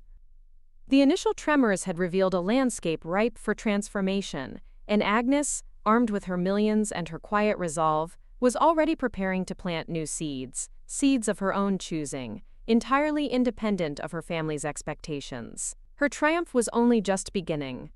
In the days and weeks that followed the momentous Sunday dinner, a remarkable, almost farcical transformation began to unfold in Clara's demeanor towards Agnes. The abrupt and jarring shift from cold dismissal, bordering on outright contempt, to a saccharine, calculated warmth was so transparent, so utterly devoid of sincerity, that it would have been comical had Agnes been inclined to open, outright amusement. Clara, who had previously treated Agnes with barely concealed condescension, seeing her as little more than a quiet, outdated relic, now initiated calls with startling frequency, her voice dripping with an artificial sweetness that grated on Agnes's nerves. "Aunt Agnes, darling, how are you feeling after all the excitement? Are you resting well?" "I was just thinking of you," she'd coo, a stark, jarring contrast to her previous bad luck pronouncements. She inquired about Agnes's health, feigned interest in her latest book, even asked, with uncharacteristic enthusiasm, about her garden. Then, one afternoon, she even dropped by Agnes's bungalow, unannounced, bearing a ridiculously oversized vase of expensive, hothouse flowers, long-stemmed roses in a shade of fuchsia that Agnes found rather gaudy. It was a gesture so overtly manipulative, so entirely out of Clara's usual character of polite indifference, that it almost felt aggressive in its blatant insincerity. Agnes accepted these overtures with polite, unreadable grace, her expression a careful mask of serenity. She returned Clara's calls promptly, thanked her for the extravagant flowers, placing them in a less prominent corner of her living room, and listened patiently, with her librarian's trained ear, to her niece's increasingly detailed, increasingly insistent suggestions for managing the jackpot. Clara's conversations invariably veered towards large-scale investments, often involving real estate projects or startups, in which her husband Mark had a vested interest. She also spoke grandly of property acquisitions, and even philanthropic ventures that, coincidentally, aligned perfectly with Clara's social ambitions and public image. "You know, Aunt Agnes," Clara would say, lowering her voice conspiratorially, as if sharing a profound secret, "a foundation. Perhaps, in the family name? The Miller-Brown Family Philanthropic Trust? It would be such a wonderful legacy, such prestige for the family. And I know just the PR firm to handle the launch party. Think of the societal impact, the networking opportunities for the whole family." The underlying message, thinly veiled beneath the veneer of familial concern, was chillingly clear. Agnes's money was not merely a personal windfall. It was a resource for Clara's social and financial advancement, a tool to polish the family's image, with Clara, naturally, at the helm of its deployment, dictating its every move. Agnes merely smiled, a knowing, almost enigmatic expression. She offered non-committal replies, polite evasions that were impossible to argue with. "That sounds like a grand idea, dear. Very ambitious. I'll certainly keep it in mind as I deliberate my options and consult with my own team." She had, of course, no intention of letting Clara, or anyone else, dictate how she would manage her fortune. Her research into reputable financial planning had been extensive and thorough, far more diligent than Clara could ever imagine. She was already working closely with a discreet and highly reputable firm suggested by her own independent connections, contacts made through years of quiet, consistent community involvement, through reliable professional networks, far removed from Clara's superficial, high society circles. These advisors were chosen for their integrity and discretion, qualities Clara utterly lacked. One afternoon, Clara's subtle maneuvers, her persistent, nagging suggestions, escalated into a more direct, yet still cloaked proposition, a thinly disguised business proposal presented as a family opportunity.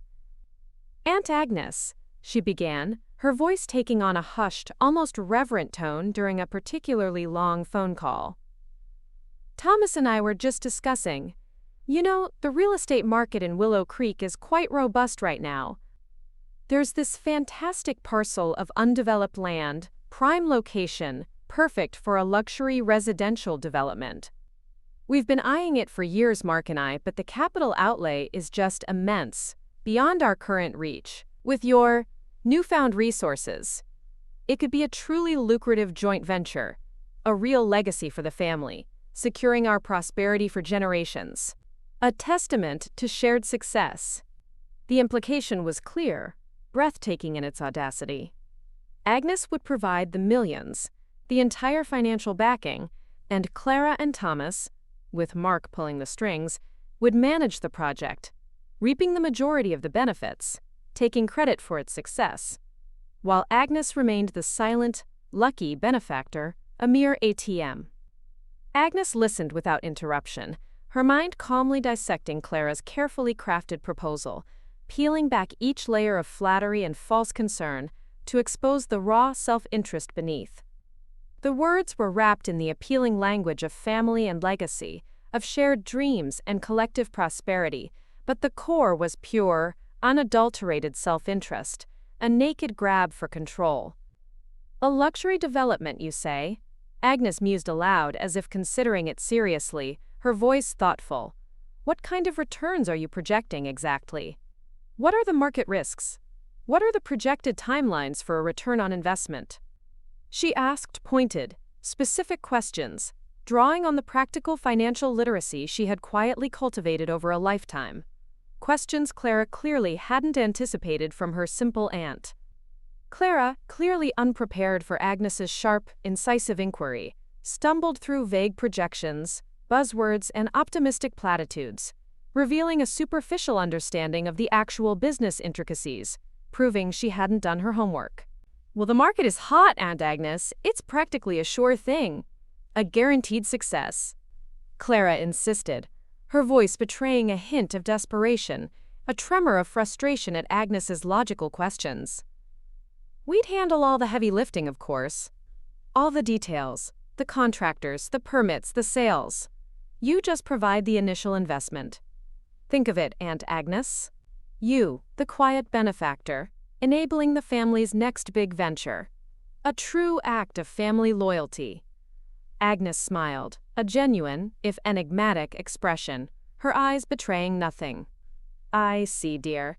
Well, thank you for sharing your vision. I'll certainly give it my careful consideration. She ended the call shortly after, leaving Clara hanging in eager, frustrated anticipation.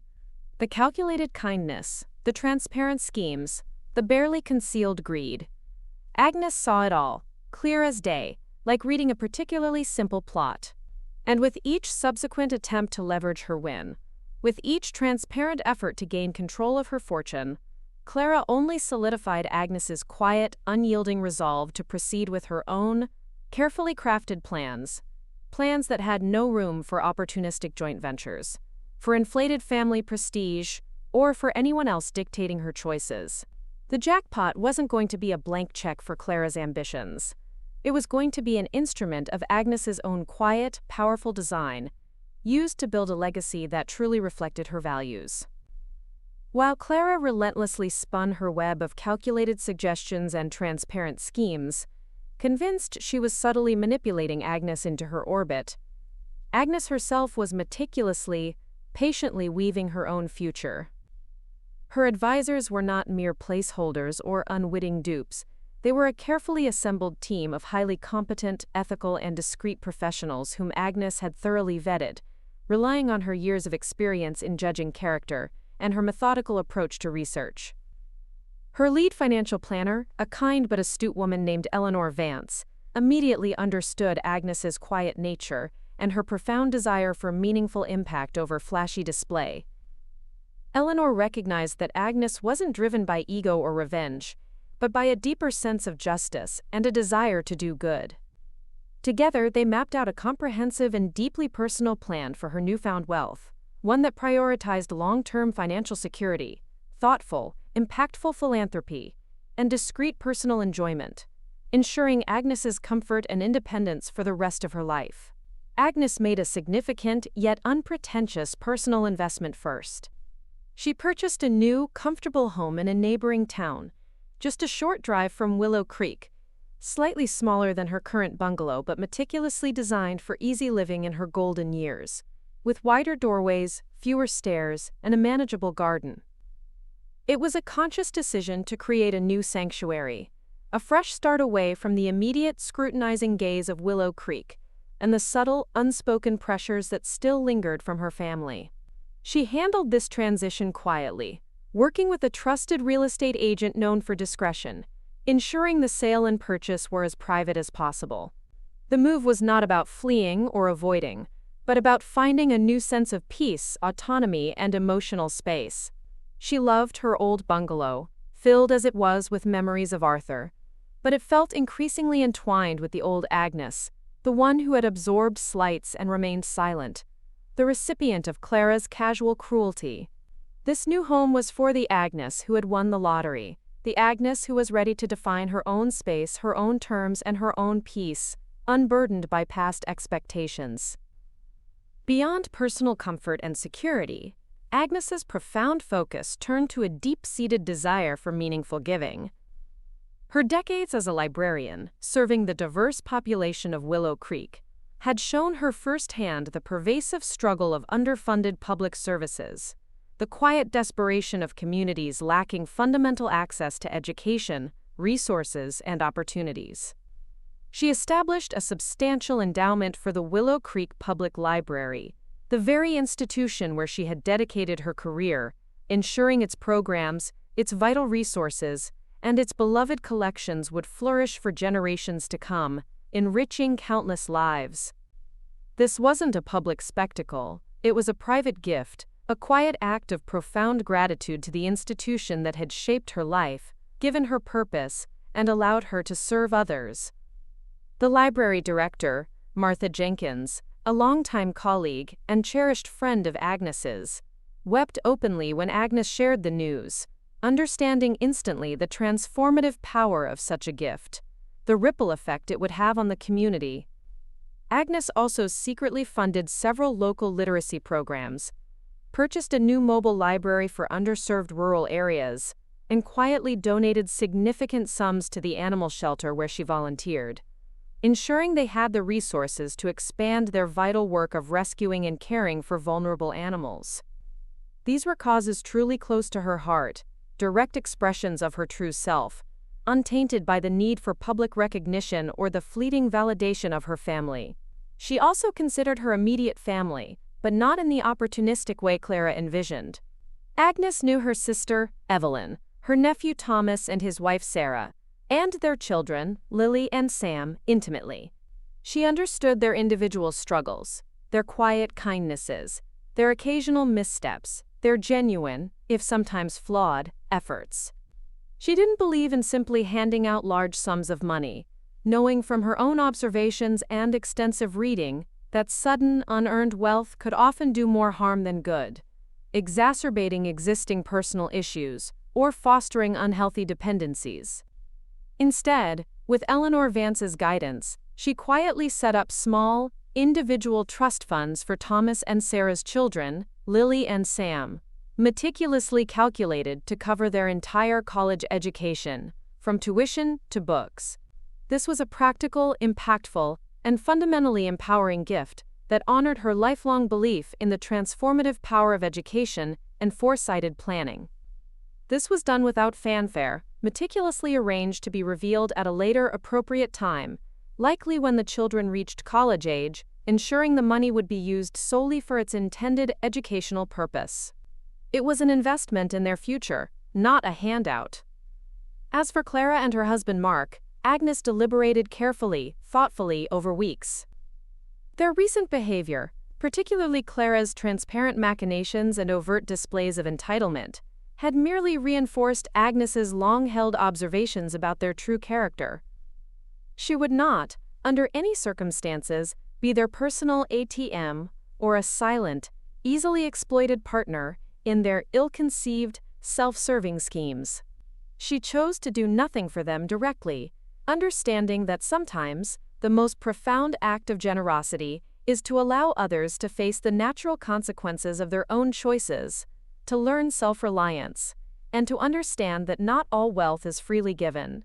Her jackpot was about defining her legacy, honoring her values, and securing her peace, not enabling their greed or inflated sense of entitlement.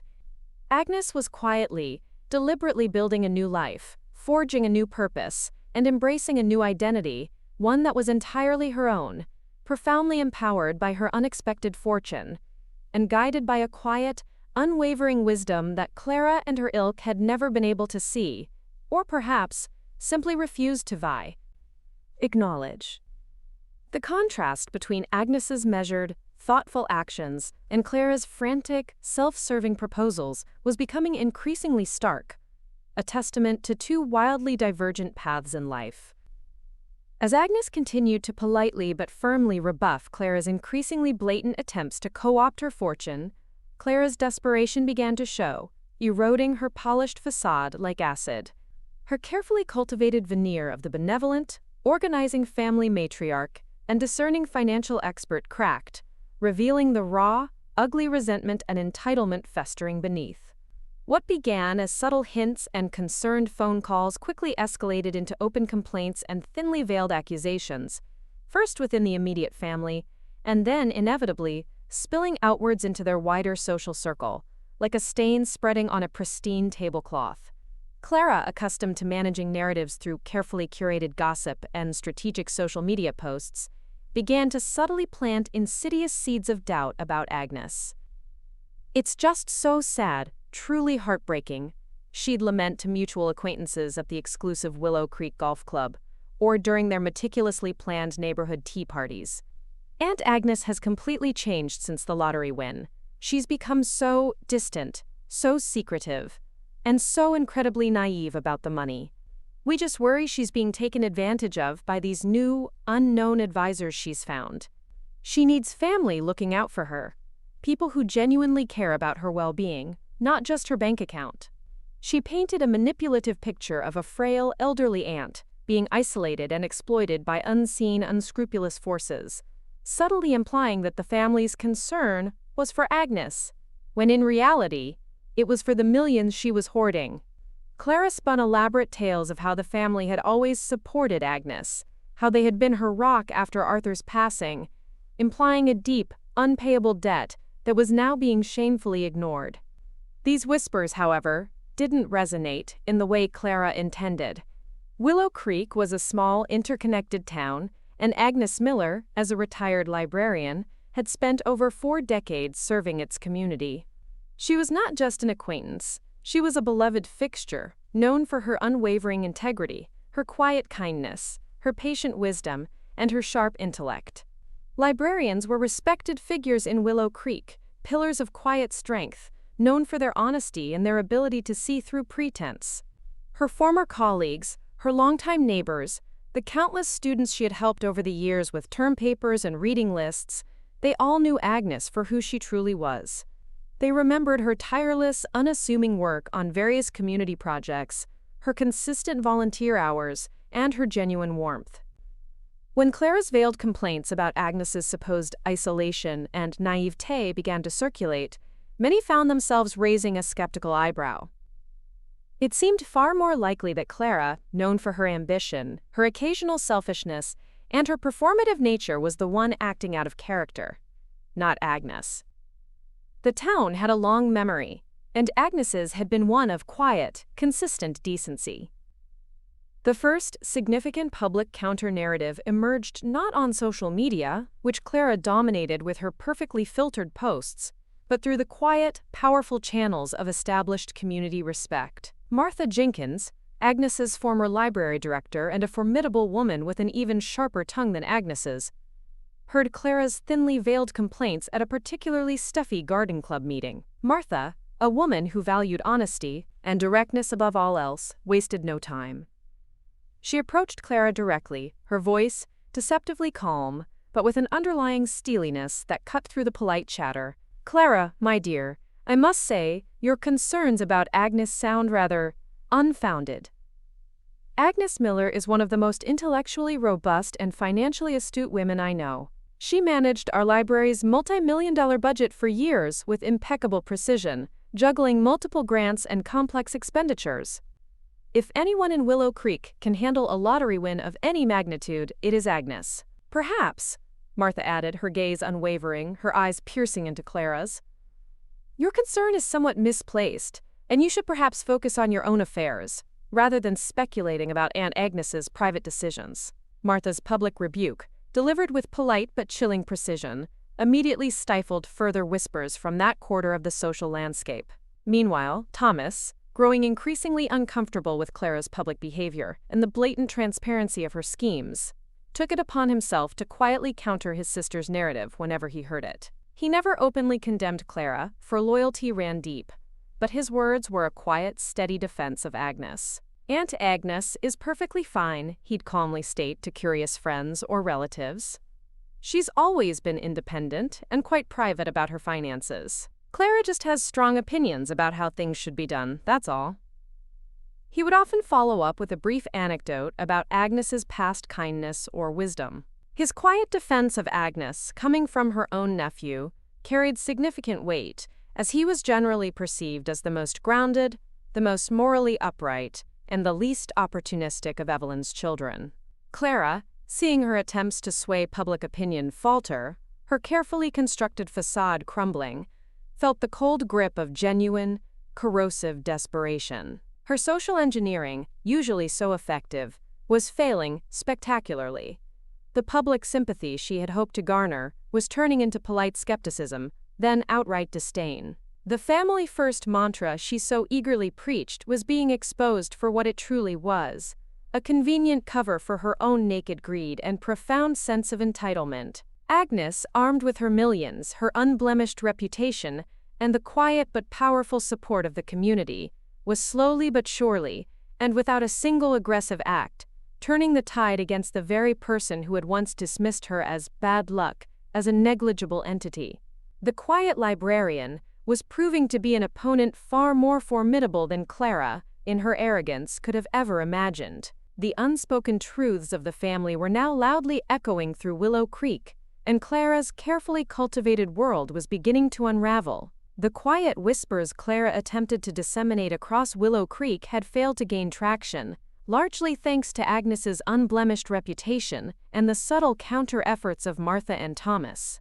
However, as the weeks turned into a couple of months, Clara's frustration mounted, evolving into an ill-advised, more direct assault on Agnes's character, driven by a combination of public embarrassment and unfulfilled greed. She began to speak more openly, if still indirectly, about Agnes's unprecedented secrecy and unusual advisors to anyone who would listen, especially during prominent social events she organized. The veiled accusations now hinted at Agnes being manipulated, perhaps even having a diminished mental capacity due to her age, making her vulnerable to exploitation. Clara subtly encouraged others to express concern for Agnes, hoping to build a groundswell of public pressure that would force Agnes to bend to the family's, read Clara's, will. This new tactic, however, severely miscalculated the genuine affection and respect the Willow Creek community held for Agnes.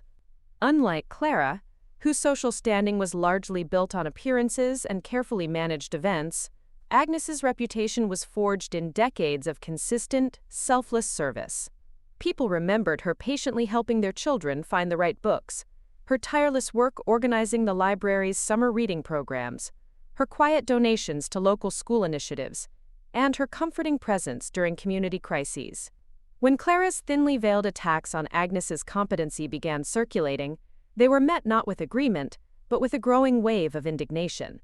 The first significant public stand came from Pastor David Anderson of the First Presbyterian Church, a respected figure in Willow Creek. During his Sunday sermon, without naming names, he spoke eloquently about the importance of discerning true character, of recognizing genuine integrity, and of the dangers of judging others based on superficial appearances or self-serving narratives. He emphasized that acts of kindness, quiet dedication, and selfless service often spoke louder than any public pronouncements. While he avoided specifics, his words were a clear and powerful defense of Agnes, implicitly admonishing those who sought to tarnish her name. Many congregants, knowing the situation, exchanged knowing glances.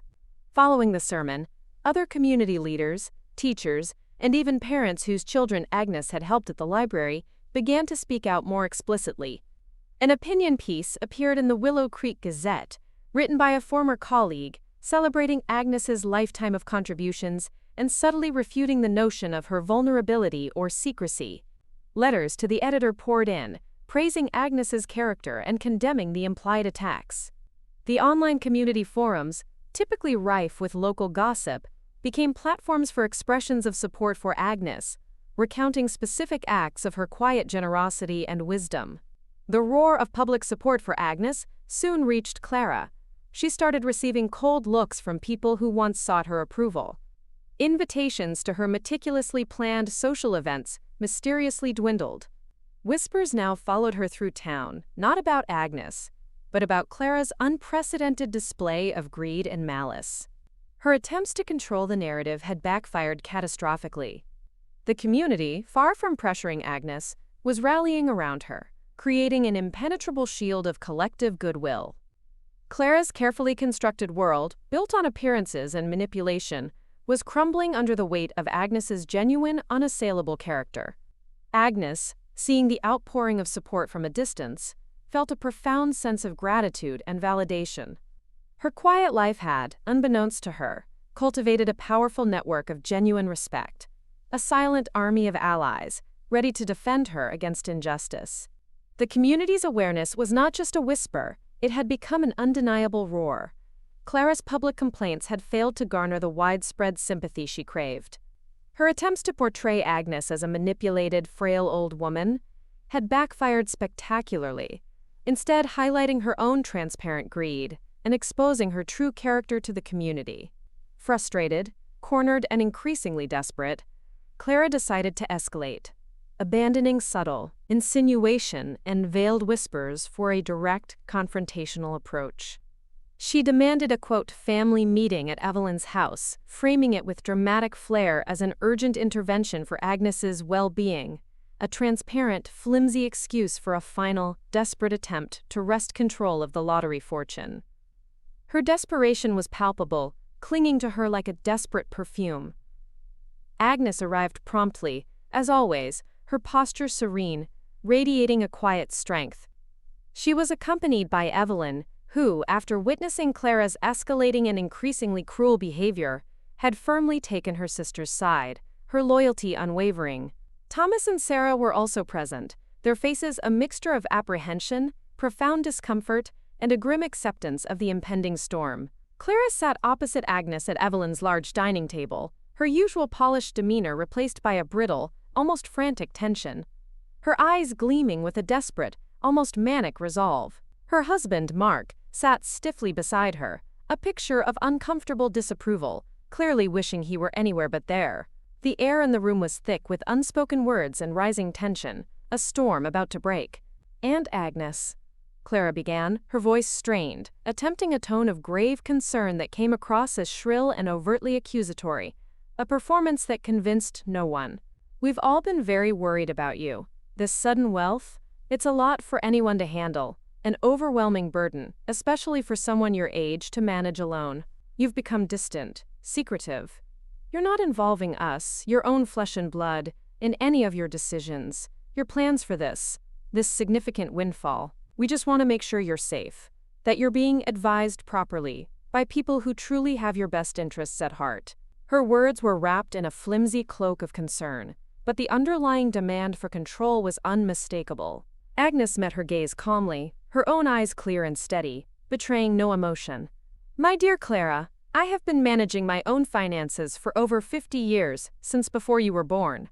I have thoroughly researched and engaged reputable advisors, and I assure you, I am perfectly sound of mind, lucid, and fully capable of making my own decisions."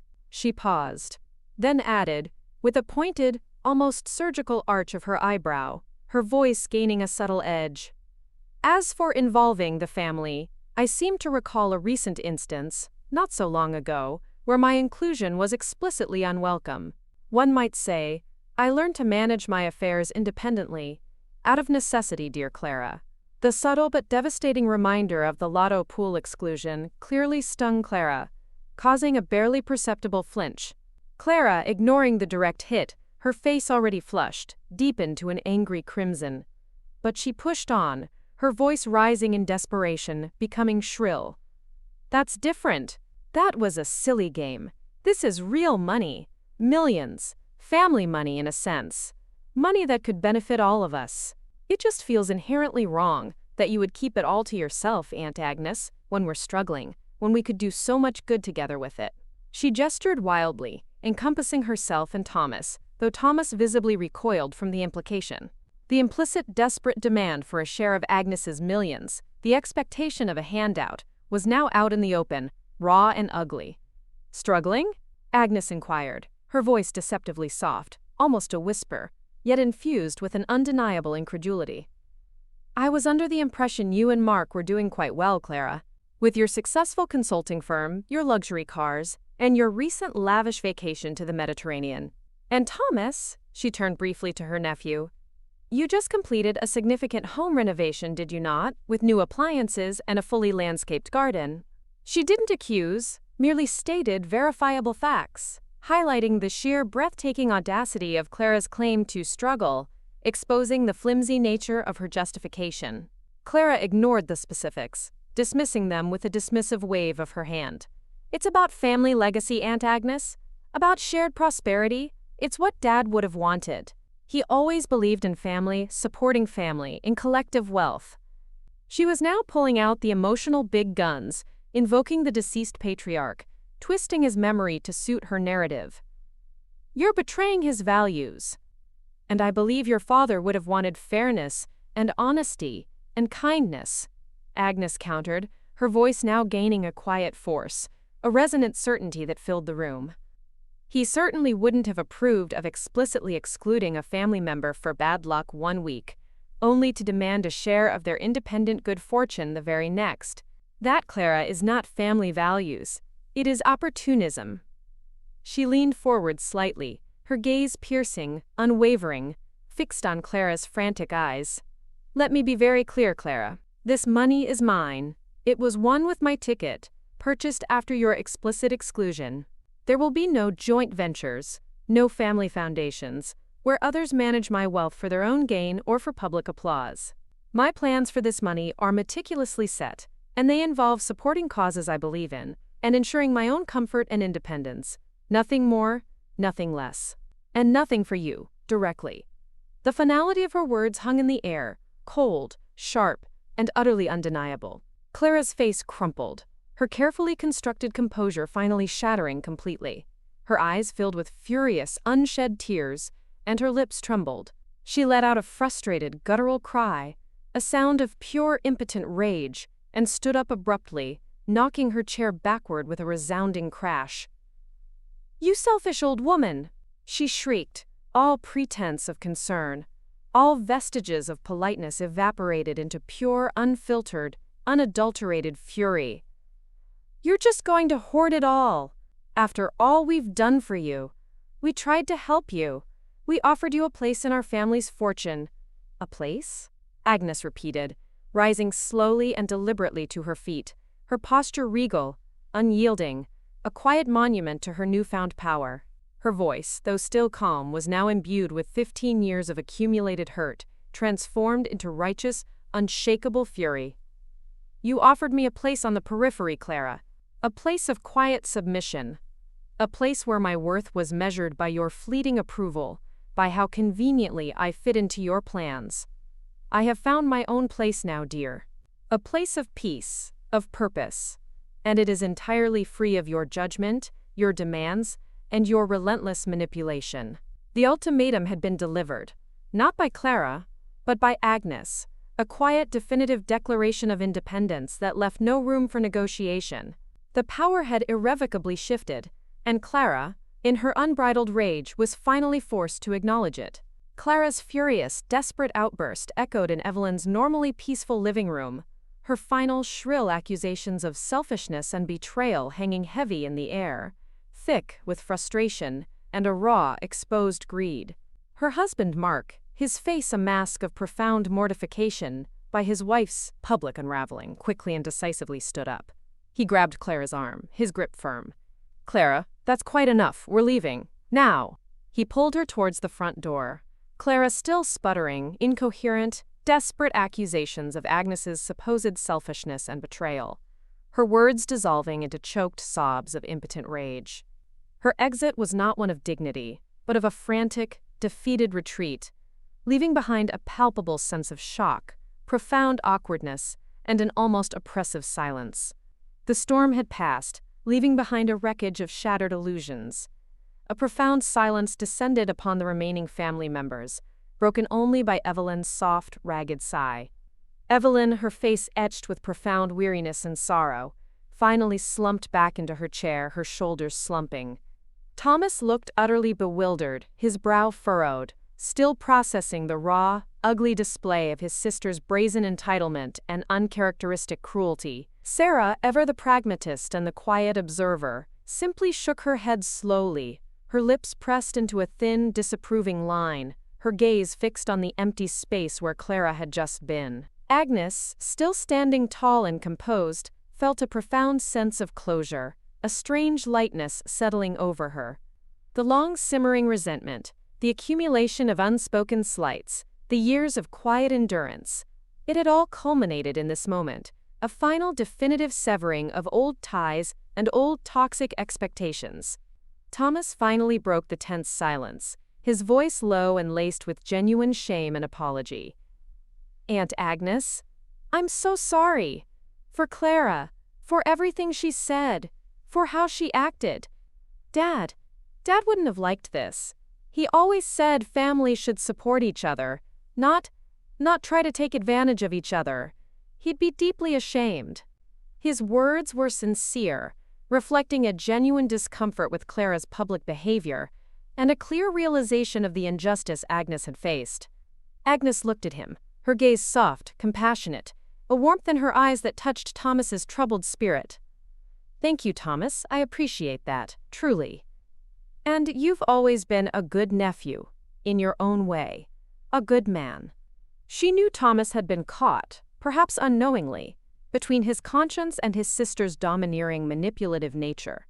His apology, belated as it was, carried significant weight, a small act of personal redemption. "This isn't about him, or about Evelyn, or Sarah, or your children," she said, her voice gentle but firm. "This is about Clara's choices. And mine." Her words conveyed forgiveness, not for Clara, but for Thomas's quiet complicity, and a clear boundary for their future relationship. Evelyn, finally rallying from the emotional onslaught, walked over and embraced Agnes tightly, her own eyes moist. "You did the right thing, Agnes. It was painful, agonizing even, but it was necessary. I've watched her for years, always trying to control everything, everyone. Always pushing, always demanding. This intervention was long overdue. For all of us." Her sister's unwavering support, a steadfast beacon of familial love, was a soothing balm to Agnes's soul, confirming that not all family ties were conditional, not all love was tainted by expectation. In the ensuing days and weeks, Clara went completely silent. No more calls, no more calculated visits, no more subtle hints, no more social media posts directly referencing Agnes. The public shaming at the family meeting, the raw exposure of her greed, and Agnes's unyielding resolve had finally broken through her facade of entitlement and control. The gossip in Willow Creek continued to swirl, but now the narrative had firmly, irrevocably shifted. Stories of Clara's public meltdown, coupled with the long-standing, unblemished reputation of Agnes's quiet integrity and selfless community work, painted a clear, undeniable picture. Most people in town, once they heard the full, unvarnished story from various sources, sided squarely with Agnes. The general consensus was that Clara had finally gotten her comeuppance, and that Agnes, the quiet librarian, the seemingly unassuming elder, had shown a strength and dignity that Clara, with all her bluster and contrived social prowess, could never hope to emulate. The town had seen who Agnes truly was. Agnes, freed from the constant barrage of Clara's demands and manipulations, found a new kind of peace settling over her life. She moved into her new home shortly after, a quiet, unheralded transition that went largely unnoticed by the wider community. It was a comfortable space, filled with her beloved books and her thriving orchids, and it felt truly her own, unburdened by past expectations or the echoes of old slights. The silence in her new home was no longer empty. It was filled with the quiet hum of her own contentment, the vast possibilities of her newfound fortune, and the profound knowledge that she had finally, unequivocally, defined her own terms, her own path forward. The battle, for now, was over, and Agnes had won, not by fighting fire with fire, not by descending to Clara's level, but by simply holding her ground with an unshakable, quiet resolve, and by letting truth speak for itself. Her victory was a testament to enduring character. With the immediate family drama settled and Clara's persistent, desperate efforts finally ceased, Agnes could fully immerse herself in building her new life and, more importantly, establishing her quiet, enduring legacy. Her new home, while not extravagant or showy, was a carefully chosen sanctuary that provided her with a profound sense of liberation she hadn't even realized she craved until she experienced it. It was a fresh canvas, free from the subtle ghosts of past family gatherings and the weight of expectations. She meticulously decorated it with care, surrounding herself with cherished objects and new acquisitions that brought her genuine joy: more custom-built bookshelves filled with beloved volumes, comfortable reading nooks bathed in natural light, and a dedicated, sunlit space for her flourishing orchid collection. This was a home built for Agnes, by Agnes, a true reflection of her inner peace. Her primary focus remained, steadfast and unwavering, on the Willow Creek Community Enrichment Fund. Working diligently with Eleanor Vance, her astute financial planner, and the tirelessly dedicated library director Martha Jenkins, Agnes ensured the fund was not merely substantial, but robust and sustainable, designed to impact the community for generations. The initial endowment was colossal, carefully structured to provide generous scholarships for local students, expand vital literacy programs for both children and adults, upgrade outdated library technology, and significantly support the local animal shelters that held a special place in her heart. She meticulously reviewed every proposal, attended planning meetings, often via discreet video calls, and found immense satisfaction in directing her wealth towards causes that truly resonated with her deepest values and her lifelong commitment to education and compassion. She insisted on strict anonymity for her personal contributions to the fund, wanting the focus to be entirely on the community benefit, not on the donor's recognition. However, a quiet, tastefully inscribed dedication plaque for Arthur, her late husband, was installed in the newly renovated library wing, a subtle, heartfelt nod to the partner who had always believed in her. Agnes also quietly acted on her desire to support Thomas's children, Lily and Sam. The college trust funds she had established for them were confirmed, meticulously set up to ensure their future education was entirely secure, free from financial burden. She had a private, heartfelt conversation with Thomas and Sarah, explaining her wishes that the funds be used strictly for their children's higher education, a gift to the next generation, unburdened by any expectations of immediate reciprocation or future obligation. Thomas, deeply moved by this quiet act of profound generosity, thanked her profusely, his eyes glistening with genuine gratitude. "Aunt Agnes, this means the world to us," he had said, his voice thick with emotion. "You have no idea what a relief this is. What a gift!" It was a gesture that solidified Agnes's bond with Thomas and Sarah, a relationship now built on respect and genuine affection, rather than obligation or perceived entitlement. Their appreciation was a far more valuable return than any financial interest. She seamlessly integrated back into her volunteer work at the animal shelter, now with a renewed sense of purpose and quiet satisfaction. The shelter, unaware of the anonymous benefactor transforming its financial future and enabling its expansion, benefited immensely from Agnes's increased time and her quiet, strategic contributions, allowing them to rescue more animals and improve their facilities. She found a deep sense of fulfillment in connecting directly with the animals, offering them comfort and care, knowing her wealth was making a tangible, immediate difference in their lives. These acts of quiet, impactful generosity were profoundly satisfying, a stark contrast to the performative, self-serving philanthropy Clara had envisioned for her, which was all about public image and personal gain. Clara and Mark, after their initial furious retreat and the public unraveling of Clara's narrative, largely disappeared from Agnes's immediate orbit. The public humiliation at the family meeting and Agnes's unyielding stance had created an insurmountable barrier, a chasm that could not be bridged. Agnes occasionally heard snippets of news through Evelyn. Clara was still attempting ambitious, though less successful, business ventures, and her once impeccable public persona seemed to have lost some of its previous luster, tarnished by the whispers of her greed. The family Lotto pool, ironically, had quietly dissolved. The synergy and collective energy Clara had so proudly championed had apparently vanished without Agnes's presence, unable to sustain itself without her unwitting contribution or the drama she inadvertently brought. There was no bitterness in Agnes's heart when she heard this, only a quiet acknowledgement that some relationships, when based on such shallow, transactional foundations, were simply not meant to endure. Agnes's life, once defined by its quiet routines, its steadfast dedication to books, and its subtle family slights, had blossomed into one of profound purpose, quiet power, and genuine contentment. She was no longer just the retired librarian. She was a quiet force for good in her community, a guardian of meaningful legacies, and the architect of her own destiny, charting a course entirely on her own terms. The jackpot, once just a fleeting impossible dream, had become the catalyst for a transformation far grander than any sum of money could represent.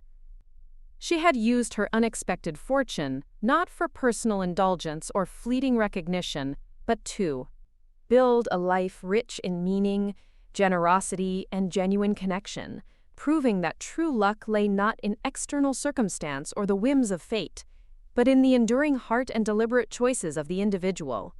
1 year after her astonishing lottery win, as the vibrant hues of autumn began to paint Willow Creek, Agnes Miller stood on the meticulously manicured lawn of the Willow Creek Public Library.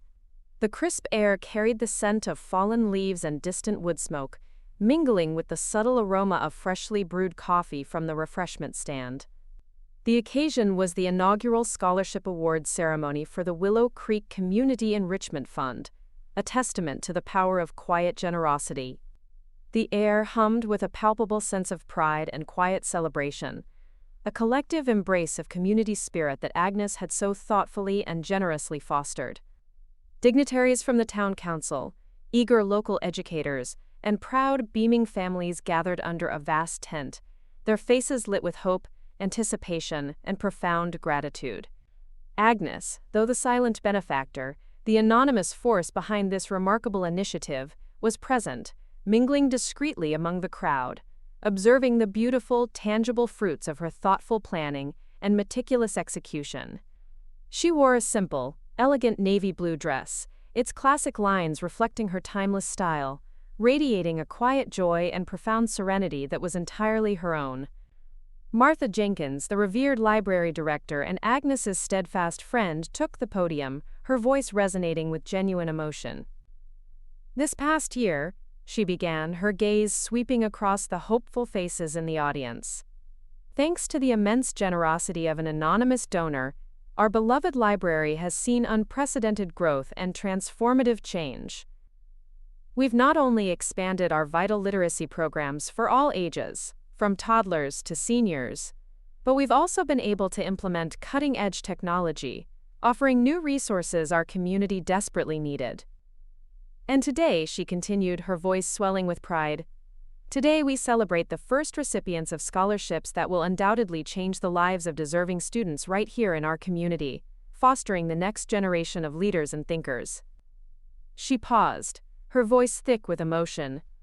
"This fund embodies the spirit of quiet service, of an unwavering belief in the power of knowledge, and of investing deeply in the future of Willow Creek, ensuring everyone has a fair chance to thrive." As Martha called the names of the scholarship recipients, one by one, a wave of heartfelt applause and joyful tears swept through the crowd. Agnes watched proudly, her heart swelling with emotion. She saw the bright, hopeful eyes of aspiring students, the tearful embraces of their parents, the palpable relief and excitement that washed over families as their children's dreams became tangible.